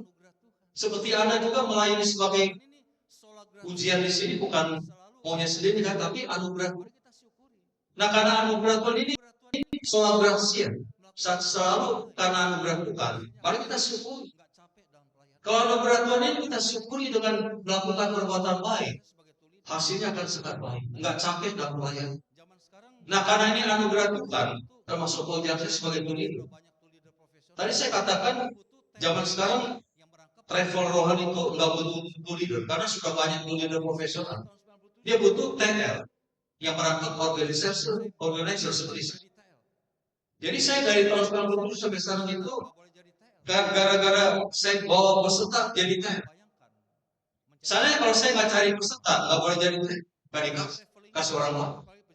Maka bayangkan, menjadi peserta itu sulitnya bukan main. Dalam traveling, apalagi perjalanan ziarah, dua hal yang penting. Pertama tuh peserta, kedua tiket pesawat. Salah satu nggak ada nggak cari. Jadi bos saya itu bagian tiket pesawat, saya bagian cari. Bentuk grup jalan. Berarti kan ini anugerah. Nggak gampang loh. Situasi bisnis yang kurang baik, ya ekonomi segala macam yang melanda Indonesia, tapi tetap ada peserta, itu anugerah. Sampai hari ini saya nggak cari peserta. Orang yang datangnya nih, Pak, kapan lagi ada program Pak CV ikut tak? Seperti itu. Ini anugerah. Maka saya pegang ini sebaik-baiknya sampai hari ini. Padahal saya berusia 70 tahun ini, tetap pimpin dia. Kayak kemarin begitu kan luar biasa. Jadi saya baru pulang hari Jumat kemarin. 39 orang saya bawa. Kalau di Eropa kan pada tunggal saya sendiri. Ngurusin imigrasi, hotel, usaha restoran, pimpin para peserta yang kadang-kadang kan karakternya beda-beda. Ada yang tak, ada yang nggak tak. Aja si Ibu Lika tuh hadir waktu itu ikut saya grupnya Suara Rumah. Kalau kemarin kan bulan Mei, jumlahnya sama Lika 39 orang. Jadi ada yang senang foto, senang doa dan sebagainya. Bagaimana supaya nggak hilang? Saya tunggang langgang, drive melanggang, usia 70 tahun. Sampai tidur menjelang subuh, baru tidur bangun pagi. Ya kurang tidur untuk urusin makan dan sebagainya. Sampai pulang itu rasanya itu mabuk. Sampai ngepray hari. Di sana segar. Tapi pulang Indonesia itu capek bukan main. Kalau Indonesia kamu lagi. Darah Indonesia yang kurang segar. Harusnya pagi ini saya ngepray. Tapi karena tugas saya melayani pewartaan ini, saya tetap datang. Nggak boleh tinggalkan komitmen. Padahal ngantuk. Pengen sih bilang kan gantikan saya nggak boleh. Karena komitmen pun. Nah kenapa? Ini anugerah. Maka pagi ini saya bangun lebih awal jam 6. Makan dulu, mandi, langsung si mobil. Setengah 9 sudah sampai di parkiran Yakobus. Kenapa? Karena ini anugerah. Jarang-jarang bisa seperti ini. You yang senang mau melayani tapi bukan panggilan, bayar pun nggak bisa. Betul. Jadi itu leader, mau bayar pun nggak bisa. Cari peserta kalau bukan panggilan Tuhan, nggak bisa. Orang-orang bilang paling nanti kamu mau sampai kapan, usia berapa, pimpin ziarah sampai ke Gunung Sinai. Saya bilang ini urusan Tuhan. Ini anugerah Tuhan. Kalau memang sudah nggak dipakai, ketahuan nggak ada peserta lagi. Tapi ini khususan PR ini. Itu bayangin waktu belum perang aja di zaman COVID. Tiap bulan berapa saya? Sampai berbulan-bulan baru. Sekarang memang hari ini tahun jubilee yang ramai. Saya dari Januari, Februari sampai hari ini udah 4 grup yang saya lewati. Semuanya dari saya bro. Bayangkan jadi ini kan anugerah bagus ya. Kalau yang namanya anugerah Tuhan, kita akan bersyukur pada Tuhan, menjalankannya dengan luar biasa gembira, nggak capek. Sir mobil kan cukup jauh dari airport Cipraga kemarin, tapi suka cita. Kenapa? Melayani Tuhan ini nggak macet, syukur pada Tuhan, anugerah itu. Jadi nggak ada istilah sampai lagi apa. Semuanya karena anugerah Tuhan. Kita terimanya dengan hati yang sukacita. Semuanya akan berjalan dengan indah. Ya. Nah sekarang yang ketiga, ya tadi bukan kamu yang memilih aku, tetapi aku yang memilihmu. Bagi orang beriman, memimpin itu menjadi hamba pelayanan yang melayani. Ya, jadi saya bacakan ayatnya 43-44. Tidaklah demikian di antara kamu, barang siapa ingin menjadi besar di antara kamu, hendaklah ia menjadi pelayan.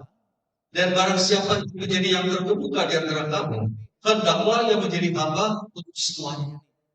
Seorang hamba itu bukan hamba, bukan penguasa dunia, tetapi penguasa rohani. melayani. Jadi nggak boleh pakai tangan besi, ya kan? Yesus katakan kan pemimpin dunia itu pakai tangan besi. Artinya apa? Diktator. Ya, sangat arogan pakai tangan besi. Kita nggak boleh, harus penuh dengan kasar. Tapi biasanya kadang-kadang masih sering terjadi ya di PDKK, di komunitas rohani juga ketuanya atau pengurusnya pakai tangan besi. Dasar tuh, nggak tahan. Tahu bahkan kamu kan tim, datang kok terlambat. Orang lain bukan kalau terlambat nggak apa-apa, tapi kamu kan tim nggak boleh pakai kasar tuh. Kan lari kan, Bapak. Kan melayani kan nggak dibayar ya. Jadi kan kita kan nggak bisa diomelin begitu, harus penuh kasih. Memang sih kita butuh ditegur. Karena lewat teguran orang lain, dalam hal ini atasan kita, ini pintu bagi kita atau batu loncatan untuk maju lebih baik dari hari ini. Tapi kalau tegurnya keras begitu kan orang salah paham. Dianggapnya itu sentimen dan sebagainya. Lari semua. Saya pernah diminta untuk apa ya, sekali misi di satu PD di Jawa Barat, PD yang besar, di mana PD ini orang kaya semua. Suatu kali saya dengar cerita dari timnya, diadakan pemilihan koordinator. Maka mereka ini pikirnya orang kaya sih hebat kalau jadi koordinator. Dana gampang ya, nggak perlu cari dana lagi kalau ada apa-apa gitu. Pasti dia biasa pimpin usahanya kok. Akhirnya mereka secara inabsensia pilih orang terkaya di Jawa Barat, perusahaan Garmen. Jadi mereka ketua. Dianya baik, tapi istrinya arogan. Istrinya tuh tiba-tiba yang memimpin. Waduh, sejak ini koordinator baru ini, timnya itu lupa batin semua. Pakai tangan besi. Nggak boleh ini, nggak boleh itu. Pelayanan keluar kota di stop, harus begini dan sebagainya. Semuanya luka batin. Mau berhenti kan nggak berani. Ternyata Tuhan yang memberhentikan itu. Gara-gara suatu kali ibu ini ditangkap polisi karena menganiaya pembantu sampai berdarah-darah, dipukul pakai rok. Nah, karena ini anggaran dasar rumah tangga PD mengatakan pimpinan tidak boleh berusaha dengan dia berwajib, langsung dicontoh digantikan. Jadi kita melayani kalau pakai tangan besi, harus penuh kasih. Yang namanya leader dalam ziarah kan juga kadang-kadang pakai tangan besi, tanya ke bagaimana marah-marahin peserta, nggak boleh pakai. Memang sih kadang-kadang pesertanya agak bandel. Karena kan traveling itu kan berkaitan dengan waktu. Waktu makan di Eropa tuh jam 12, lewat setengah jam aja tuh bisa di skip. Ya bagaimana tuh ini itu harus mengatur waktu, ritme waktu untuk bisa doa di gereja. Bagaimana foto-foto.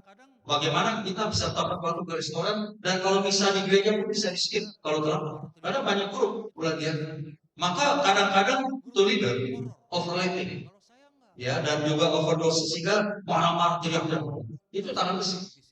Jadi grupnya tuh horor. Kalau saya nggak tanya nih, saya kemarin terapkan kasih di misi, nggak ada momen. Saya guyon cerita begini. Jadi jok-jok rohani, mau renungan sesuai topik Bernadette, ya, Fransiskus Assisi, Ignatius de Loyola, atau juga mungkin seperti Santiago de Compostela dan sebagainya, itu cerita begitu, cerita rohani, terus sharing begitu orang senang. Jadi mereka yang kelihatannya biasanya nggak disiplin, jadi disiplin. Kalau kita katakan penuh dengan kasih, maka jadi pemimpin itu seperti ini. Kita melayani jadi hal. Menganggap orang-orang kita layani itu adalah saudara kita yang kita layani. Jangan pakai tangan besi. Beda dengan pimpinan di kantor.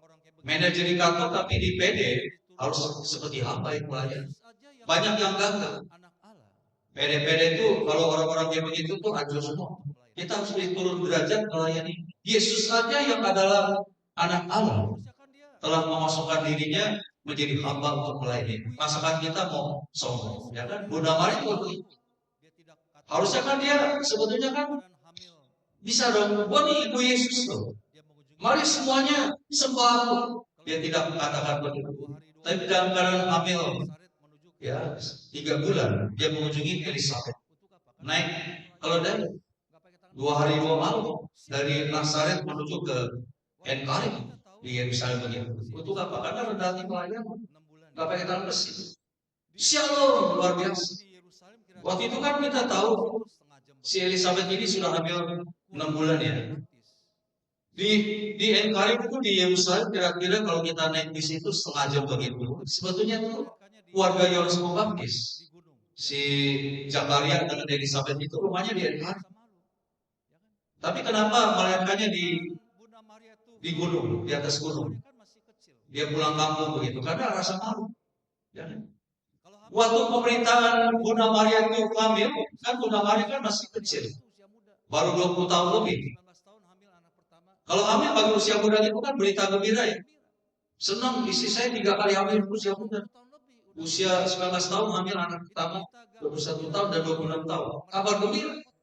Elizabeth itu usia berapa? 60 tahun lebih, udah lansia. Itu berita gembira atau berita yang merepotkan mereka? Nanti tetangganya bilang, loh, tetangga kok udah lansia, kok bisa hamil? Kok bisa tekdom? Apa kena angin tsunami begitu? Ya kan? Nah maka rasa dibully begini, kan seperti tadi Ibu lihat cerita ada yang tetangganya dibully. Ini dibully itu dia pindah ke gunung Yehuda, tinggi sekali.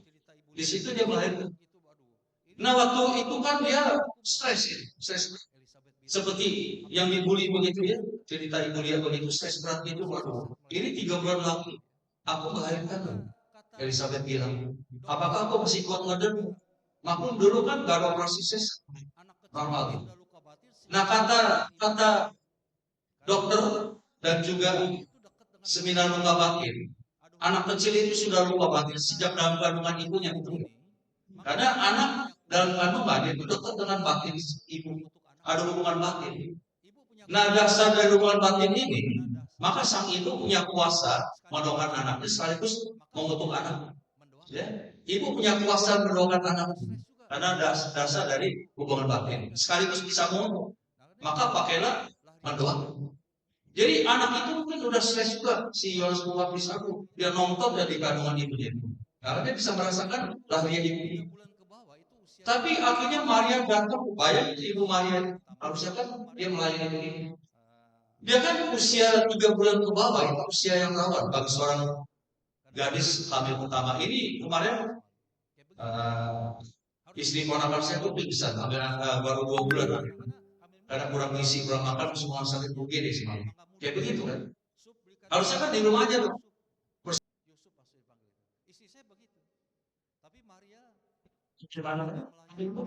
Melunjak sama suami. Maka muda. Sup berikan gua, maka muda dia musuh. Yusuf masuk Evangelis. Istri saya begitu. Tapi Maria, dia tanggalkan semuanya sebagai milik pertama. Tetap naik keledainya. Dan terkunjungi Elizabeth, yaitu bibi. Harusnya kan kalau secara hierarki keluarga, memang yang paling tua itu kan Elizabeth, karena tante. Maria mana? Memang harus hormat. Tapi dari hierarki gereja yang tua itu siapa? Bukannya Maria, ibunya Yesus. Elizabeth kan ibunya Yohanes Pembaptis. Harusnya kan Elizabeth yang datang, tapi Maria nggak mau, karena dia hamba yang lain. Dia nggak mau dirikan dirinya jadi di atas, dia ke bawah, dia melayani. Tiba di rumahnya Ibu Elizabeth, ya, dalam keadaan stres kan begitu. Tiba-tiba baru mengatakan, Shalom, haleluya. Apa yang terjadi? Ya, membuat Elizabeth mantap dan kandungannya itu melonjak kegirangan anak untuk mencela keluar. Nah berarti sebagai hamba yang melayani, ucapan Shalom itu. Arti Shalom kabar gembira, menyemangati orang lain. Maka sebagai hamba yang melayani, nggak perlu hebat-hebat. Shalom Pak, Shalom kita menyemangati kayak tadi pujiannya. Shalom Bapak Ibu, selamat pagi menjelang siang. Itu menguat.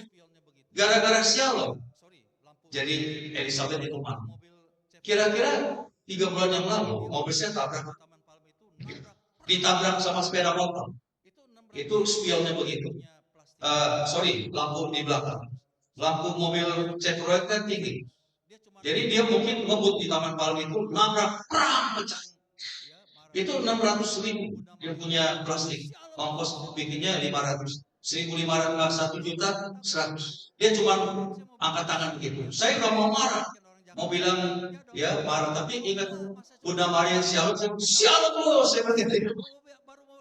Dia malah kabar. Saya mau bilang siap, dia nggak tahu dong maki-maki orang Jakarta ada dia. Dia dong. Tiongkok, saya cuma digini doang, minta maaf terus bilang siap. Oh, baru mau siap, tapi ingat Bunda Maria, siap kalau saya bilang. Dia langsung begini, malah Kak. Nah jadi sebagai hamba yang melayani, rendahlah. Meskipun kita dirugikan, difitnah dalam pelayanan seperti saya senang sharingnya Ibu Lia tadi namanya. Dia juga kayak apa? Tadi apa kayak yang apa anaknya lamar kerja? Oh iya, jadi lamar kerja kan SPG, ini SPG itu.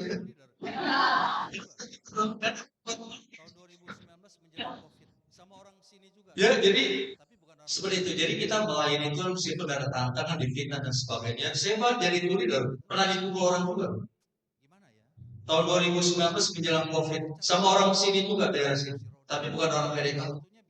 Itu bos. Jadi saya bawa 30 orang juga itu. Jadi ini gimana ya? Dia memang rada cacat kaki, hanya bisa kursi roda. Tapi sebetulnya bisa jalan. Entah bagaimana, saya boleh jadikan leader itu sebagai hambanya yang dorong-dorong ini kan nggak bisa. Melayani 29 orang, dia cuma bawa istri. Harus kalau dia orang kaya, bayarnya orang untuk melayani itu dong. Dia nggak mau. Akhirnya romo yang melayani bayar. Suatu ketika mungkin dia tersinggung karena sampai di jalurnya rute Jalan Via Dolorosa, stasi pertama itu kan bekas rumahnya Pontius Pilatus begitu di situ. Yang Yesus diadili itu kan stasi pertama. Romo kan yang membuka dong jalan salib itu. Dia lagi menteng. Saya Romo mana ya? Jadi Romo dengar ngomong saya kan terkejut, Romo lari. Tinggal lihat dia marah. Saya dipukul sampai berdarah. Harusnya kan saya bisa laporin ke Israel. Itu kan negara hukum bisa ditangkap, tapi udah. Saya tetap melayani, bahkan saya minta maaf dengan senyum. Dia pada minta maaf. Seperti itu. Jadi tetap apapun yang kita dapatkan dari orang lain, tetap melayani sebagai hamba yang mencintai, mengasihi. Akhirnya sampai selesai pulang pun sukses hidupnya dan dia nggak pernah minta maaf sampai sekarang. Seperti itu. Tapi nggak apa-apa. Tuhan sudah tahu mengampuni karena apa yang dilakukan dia nggak tahu. Seperti itu ya. Amin. Sekarang yang terakhir. Yang keempat itu ayat 44 itu kesediaan berkorban. Tuh, ya. Pepatah lama mengatakan anak bisa memberi tanpa mengasihi. Benar nggak dengar pepatah? Bisa nggak kita memberi tanpa mengasihi? Bisa. Kalau orang banyak uang kan kasihnya kan tanpa kasih. Ini gua ada sumbang nih begini, biar nama gua dicatat sebagai donatur. Nanti gua sumbang begini, nama gua terkenal. Nanti gua dipilih jadi ketua dan sebagainya. Itu orang baik, orang biasa yang tanpa hati. Kita bisa memberi tanpa mengasihi, tapi kita nggak bisa mengasihi tanpa memberi. Itu nggak bisa. Nah, maka sebagai pelayan Tuhan yang keempat itu bersedia berkorban. Mengikuti teladan Yesus itu melayani itu adalah dengan mengasihi betul. Karena Yesus mengasihi. Nah, salah satu bukti mengasihi adalah berkorban. Berkorban apa? Waktu, tenaga, bahkan materi, bahkan harga diri pun harus kita korbankan dalam melayani. Dipukul, dibentak-bentak, pernah juga mau dipukul sama anggota PKB. Peserta tur saya di Holland. Itu tahun 2013 saya catat. Orang Indonesia Timur, satu grup begitu. Ya, gara-gara di sana romonya itu setengah dewa, romo di sana, nggak boleh diusir. Saya nggak tahu bagaimana dari hari pertama sampai terakhir 15 hari, bagus sekali speaking. Sedang murau, saya bawa makanan, sama apa gitu, semuanya senang. Hari terakhir itu gara-gara di bandara Dubai, masukin bagasi. Bos saya yang lama, bawa ibunya ikut rombongan saya, belajar dan sebagainya. Kita kan bisa 4 paspor, 1 timbangan, ya, 120 kilo kalau 4. Entah bagaimana, kopernya Romo tuh belum masuk, ternyata udah timbangannya hanya 20 kilo, jadi Romo ada 10 kilo masih masuk. Waduh, dia bilang, pramugarinya yang ngurusin itu tuh, ya, tugas itu kan ini bayar mahal, 10 kilo. Bisa berapa ratus dolar. Cara-caranya, jalan keluarnya adalah, you beli koper kecil dia yang murah itu di speed masih bisa. Dimasukin timbangan yang lain. Wah, yang lain semua marah saya pun. Kalau dipukul, kamu bikin malu Romo saya. Kalau dia buka kopernya ada pakaian dalam sekolah bagaimana? Kan memalukan. Akhirnya nggak jadi keluar $700 seekor. Seperti itu. tapi tetap tersenyum. Nah, jadi begini, berkorban itu apa? Harga diri berkorban demi pelayanan supaya semuanya. Nah, ini berkorban adalah mengasihi. Sudahkah kita memberikan hati untuk pelayanan? Maka kalau kita melayani sebagai seorang hamba seperti itu. Nah, ini akhirnya dilakukan oleh Yohanes dan Yakobus. Tadi saya ceritakan, Yohanes akhirnya kita lihat ya, sebelum Yesus bangkit itu kan sebelum terjadi Pentakosta semuanya petang. Yesus bangkit. Waduh, seperti anak ayam kehilangan hidup begitu, ngumpet. Tapi begitu Pentakosta, seru Roh Kudus dan semuanya penuh semangat. Petrus yang tadinya menyangkal Yesus 3 kali waktu dia berkokok, bukan hanya berkokok, dia berkokok, dia menyangkal Yesus 3 kali. Dipenuhi kuasa Roh Kudus itu semangat dia khotbah. Orang waktu itu di Yerusalem, waktu dia khotbah, 3.000 orang bertobat gara-gara Roh Kudus. Sekarang 3.000 khotbah paling 1 orang yang bertobat. Lalu penggal kepala, dia disalib kebalik. Paulus yang dipenggal kepala. Sekarang di Trevi Fonten, di St. Paul, luar Depok. Gereja ini dimakamkan di situ. Yohanes itu tadi saya katakan zaman Kaisar Nero di Roma digoreng dalam kuali panas. Oli panas itu digoreng. Ya, kayak ayam mekakak atau cukyuk digoreng begitu. Isinya juga goreng cukyuk begitu. Tapi nggak mati karena Yesus mengasihi dia. Selamat dia lari ke Yunani. Pelayanan sampai kuat, mati kuat. Makamnya sekarang ada di perkampungan Efesus itu. Saya kalau ke Turki selalu ke sana. Nah, Yakobus ini ceritanya setelah dari Yerusalem itu dia pergi ke Semenanjung Iberia. Iberia ini, Semenanjung Iberia ini adalah Eropa Barat, mulai dari Portugal, Spanyol, Andorra, Gibraltar sampai bagian barat Prancis itu Semenanjung Iberia. Ternyata dia nggak diterima pelayanan penginjilannya di sana. Ada yang keluar, ada yang kontrak. Dia kecewa. Maka rencana pada tahun abad pertama, masih tahun 20-an itu. Dia kecewa, dia mau pulang ke Israel, ke Yerusalem. Akhirnya dia merenung di tepi sungai Ebro. Tiba-tiba Maria datang. Ya, dalam penampakan itu membawa satu pilar, tiang pilar yang besar itu. Jangan pulang, kamu dirikan gereja buat aku di sini. Akhirnya tahun 44 itu, Yakobus itu mendirikan gereja yang luar biasa yang sekarang ada di Zaragoza. Ya, yang pernah pergi kan gitu ya. Kalau dari Santiago Compostela itu kan akhirnya kan ke Burgos itu ke Zaragoza baru Tarragona, Spanyol bagian barat itu ada gereja besar Basilika itu gereja Orleni de Milan, tempat Maria itu besar sekali di situ. Akhirnya dia pulang ke Yerusalem tahun 44. Yakobus itu ditusuk pakai pedang oleh Herodes Antipas. Kemudian mayatnya dibawa sama mulutnya itu ke Santiago itu. Spanyolnya besar, jadi makamnya di situ. Nah, setelah pergolakan tentara Romawi datang menaklukkan bangsa Spanyol, tapi akhirnya Raja Spanyol Alfonso itu menang perang di situ. Makamnya baru dimulai dicari. Nah, suatu malam ada rahib di situ sedang bersihkan tempat itu. Dia lihat ada satu tempat ada bintang, kumpulan bintang. Dia lihat itu makam. Setelah diteliti makamnya si Yakobus. Yakobus kan bahasa Indonesia Yakobus. Bahasa Inggris itu Saint James. Di bahasa Spanyol adalah Santiago. Nah, makanya disebut Santiago de Compostela. Kompos itu kan kumpulan. Ya, kampus itu kumpulan orang-orang pintar, kumpulan dosen. Ini kampus kumpulan Stella itu bintang. Jadi disebut itu makamnya Yakobus itu di kumpulan bintang. Nah, sekarang terkenal jadi Camino. Nah, kalau sana itu jalan Camino itu jalan setapak dari Prancis ke sana, dari Spanyol, dari Portugal itu ratusan kilometer. Kami kunjungi ini sebagai titik tema topik dari tahun jubileum adalah penjara pengharapan kan. Gereja Basilika ini jadi penjara parabolik yang betul-betul mengasihi. Awalnya seperti kita. Ku mau cinta Yesus selamanya, meskipun badai silih berganti dalam hidupku. Ku tetap cinta Yesus selamanya. Cinta, meskipun badai cinta. Tapi nyatanya gereja sepadan ke gereja. Kan kita begitu. Mereka juga begitu. Tapi lewat berbagai badai hidup, lewat proses, mereka matang. Betul-betul mereka dibaptis dengan baptisan Yesus. Minum cawan yang Yesus minum, menderita seperti itu. Bapak, Ibu, dan saya nggak perlu minum cawan seperti itu. Sampai dibunuh, disalibkan, jadi martir kan. Cawannya apa? Diolok-olok, seperti saya itu dipukul sebagai leader, ya, atau juga diomongin yang jelek-jelek, atau mungkin Anda, waduh, suamiku ulang tahun tapi aku mesti pelayanan, bagaimana? Istriku sakit, aku melayani.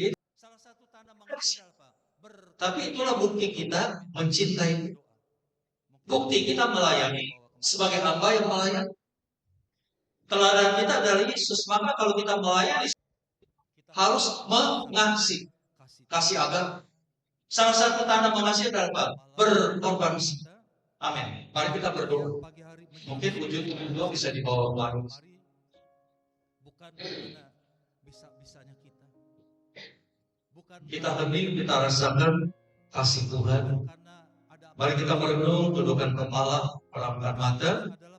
Kita percaya pagi hari menjelang siang ini kita bisa datang kemari bukan karena bisa-bisanya kita, bukan karena kita punya waktu, bukan karena ada apa-apa saya mau datang kemari, tapi semuanya adalah panggilan anugerah pemberian Tuhan. Seperti dikatakan di Yohanes 15 ayat 16, bukan kamu yang memilih aku, tapi akulah yang memilih aku. Bukan kita yang bisa datang sendiri karena kegagalan kita, tapi Tuhan yang memilih. Karena Tuhan yang memilih kita datang di persekutuan doa hari ini, maka meskipun ada halangan apapun, kita tetap berada di sini. Maka mari kita syukuri dengan berdoa sambil mempersembahkan wujud-wujud doa yang ada di doa persekutuan. Demi nama Bapa dan Putra dan Roh Kudus. Tuhan, terima kasih dalam hidup kami sebagai pelayan-pelayan yang melayani. Kami datang sebagai peserta PD juga sudah melayani dengan duduk dan mendengarkan dan mempersembahkan suara kami. Semuanya karena anugerah-Mu kami berada di sini. Di dalam kasih anugerah-Mu Tuhan, semuanya menjadi nyata. Meskipun ada tantangan macet, mungkin ada godaan ke tempat lain, atau hal-hal yang lain yang bisa menghambat kami. Tapi karena ini panggilan Tuhan, kami tetap datang di sini bersekutu bersama memuliakan nama. Dan kami percaya dalam setiap perjumpaan kami dengan Engkau Tuhan tidak pernah sia-sia, melainkan selalu ada berkat yang melimpah buat kami, baik fisik maupun rohani. Maka kami mengutarakan wujud-wujud doa kami ke dalam tangan Tuhan. Sudilah Tuhan mendengarkan dan mengabulkan. Kami berdoa pertama-tama buat kami sendiri agar semakin setia pada Engkau ya Tuhan. Baik sebagai umat, sebagai keluarga, anggota persekutuan doa yang fokus semakin di sini, atau sebagai pimpinan para leader yang melayani berbagai talenta yang Engkau berikan. Kesetiaan untuk mengabdi pada Engkau Tuhan. Memandang bahwa pelayanan ini sebagai anugerah-Mu yang harus kami syukuri.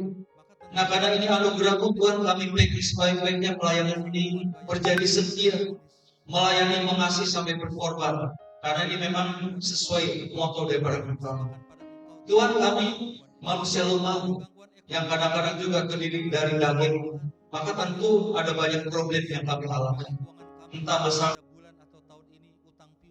kurang harmonis, masalah suami istri, hubungan orang tua dengan anak-anak, kami persilakan pada Engkau Tuhan kalau ada gangguan ini, atau gangguan ekonomi, tantangan. Biarlah Tuhan yang berikan solusi bagi keuangan kami pada bulan atau tahun ini, utang piutang atau masa depan pekerjaan yang kurang. Tuhan berikan rezeki buat kami.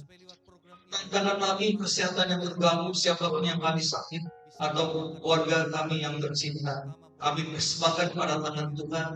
Kalau Tuhan mampu menyembuhkan sakit yang kami alami. Terima kasih Tuhan.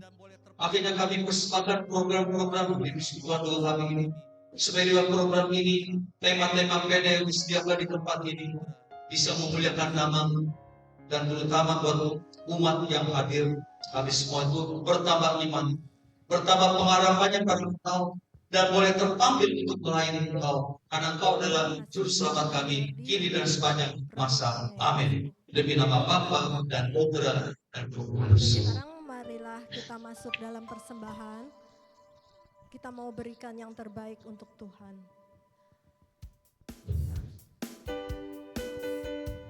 Terima kasih Pak Lagi untuk renungannya yang mengena di hati.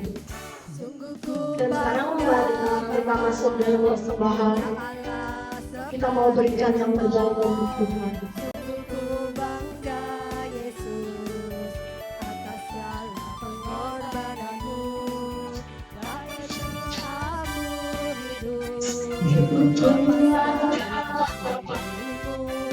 Kasihmu menyelamatkan dan beriku pengharapan. Kini ku persembahkan apa yang aku miliki.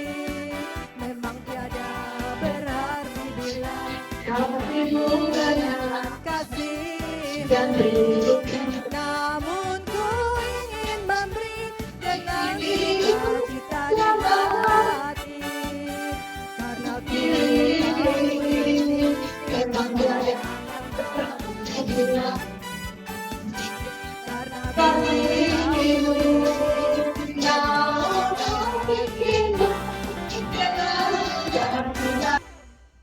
Silakan pengumuman Iren.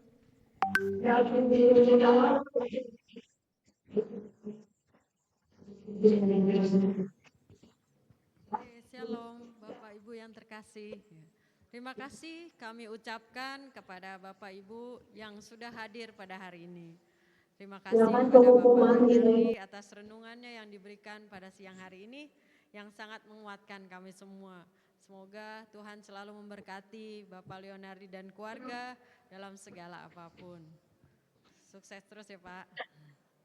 Terus kemudian kepada Ibu Sheni. Terima kasih kepada Bapak Leonardi atas renungan kesaksiannya yang sungguh menguatkan ini kami semua. yang sangat menguatkan kami semua. Pujian yang dipimpin Semoga oleh Tuhan selalu memberkati Bapak Leonardi dan keluarga dalam segala apapun. kepada Sukses terus ya Pak. dan audio Terus visual kemudian yang kepada dilakukan. Ibu Jenny, Dan kepada para petugas penerima Ibu dan tamu, Ibu Lia atas kolektor, kesaksiannya yang dan sungguh lainnya. menguatkan Tuhan kami semua. memberkati pelayanan Kepada tim Bapak pujian Ibu yang semua. dipimpin oleh Ibu Setiawati dan Ada tim, beberapa pengumuman yang kepada akan kami pemain sampaikan. keyboard Bro Alvin, Ini kepada adalah LCD layar Ibu jadwal Sri dan persekutuan audiovisual doa juga pagi, Bro. malam Dan kepada para 3 petugas penerima tamu, petugas kolekta dan petugas lainnya. Tuhan memberkati pelayanan Bapak Ibu semua. Persekutuan doa kami Ada malam beberapa tanggal pengumuman yang 3 akan Juni kami sampaikan. pada pukul 19.30. Ini adalah layar jadwal yang dibawakan persekutuan oleh doa pagi, Krisyawati. malam dan lansia untuk bulan Juni. Dalam Boleh dipoto kalau ada yang tempat perlu. di sini yaitu di aula Kemudian, lantai 4 gedung karya persekutuan doa Kamis malam tanggal 5 Juni pada pukul 19.30 ada renungan yang dibawakan oleh Bu Lili Krisyawati dengan tema kelimpahan dalam kekurangan. Bertempat di sini yaitu di aula lantai 4 gedung karya itu penting pastoral Gereja Santo Yakobus Kelapa Gading. yaitu Kemudian persekutuan doa Selasa pagi gereja Santo tanggal 10 Juni pukul 10 pagi kemudian ada renungan bersama Ibu Teresia Biliani Juni dengan tema Ayo, pemulihan itu penting.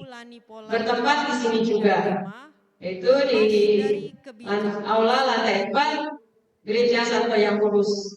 lepas dari kebiasaan Kemudian persekutuan doa lansia hari Jumat tanggal 13 Juni pukul 10 pagi ada renungan dibawakan oleh Ibu Lani Pola dengan tema lepas dari kebijaksanaan buruk. WA group Lepas dari kebiasaan buruk. masih kegiatan-kegiatan Bertempat sama di sini di aula lantai 4 Gereja Santo Yakobus. teman yang ingin diajak Kemudian PD ini Bapak Ibu kita sudah ada WA group ini ke untuk umat. Jadi untuk informasi kegiatan-kegiatan PD. kemudian Bagi yang belum dimasukkan ke WA group atau bagi yang punya teman yang ingin diajak dan saling berkenalan.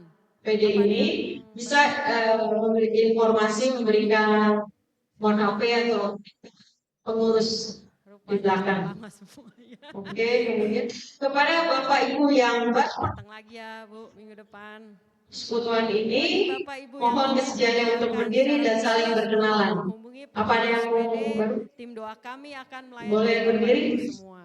Silakan. Oke, demikian pengumuman hari kami. Makanya stok lama.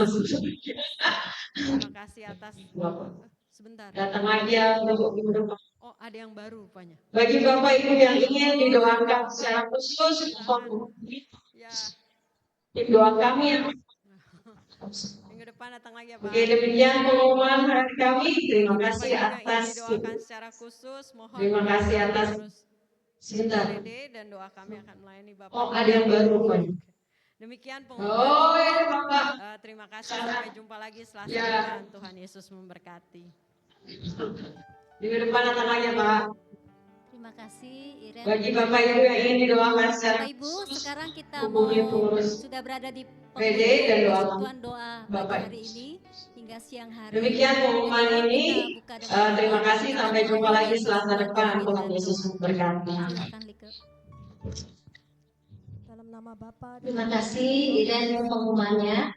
Bapak Ibu, sekarang kita mau sudah berada di penghujung persekutuan doa pagi hari ini hingga siang hari. Dari awal kita buka dengan doa dan kita mau akhiri persekutuan doa ini dengan doa. di mana kami Silakan dibuka.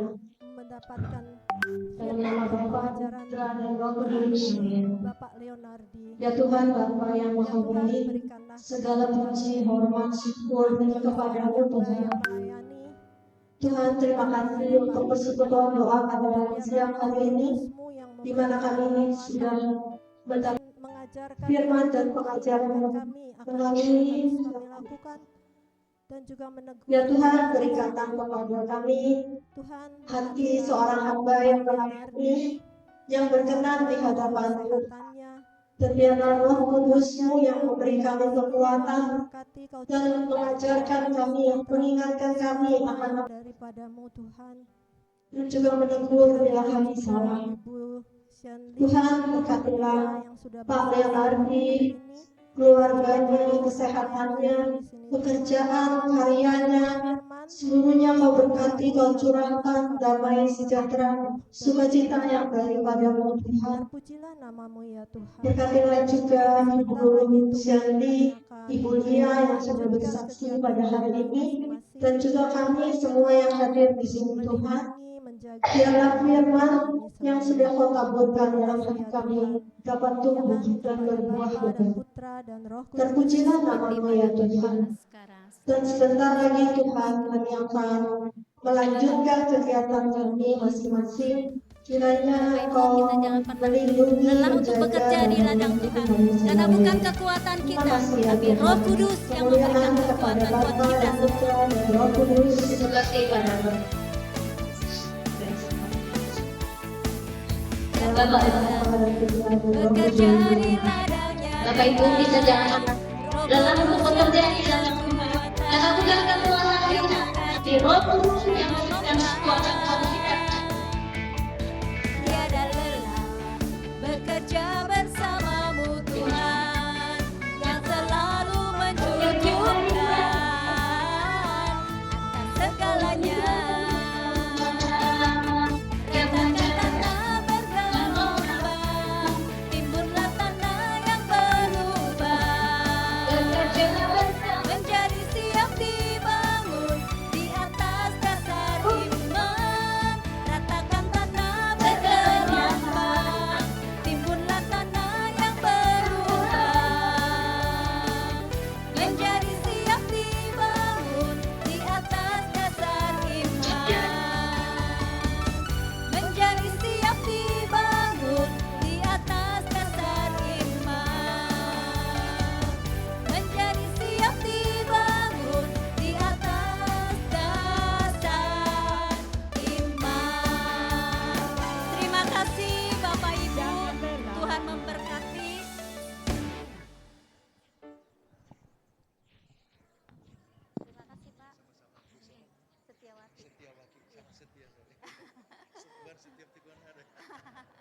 Tuhan.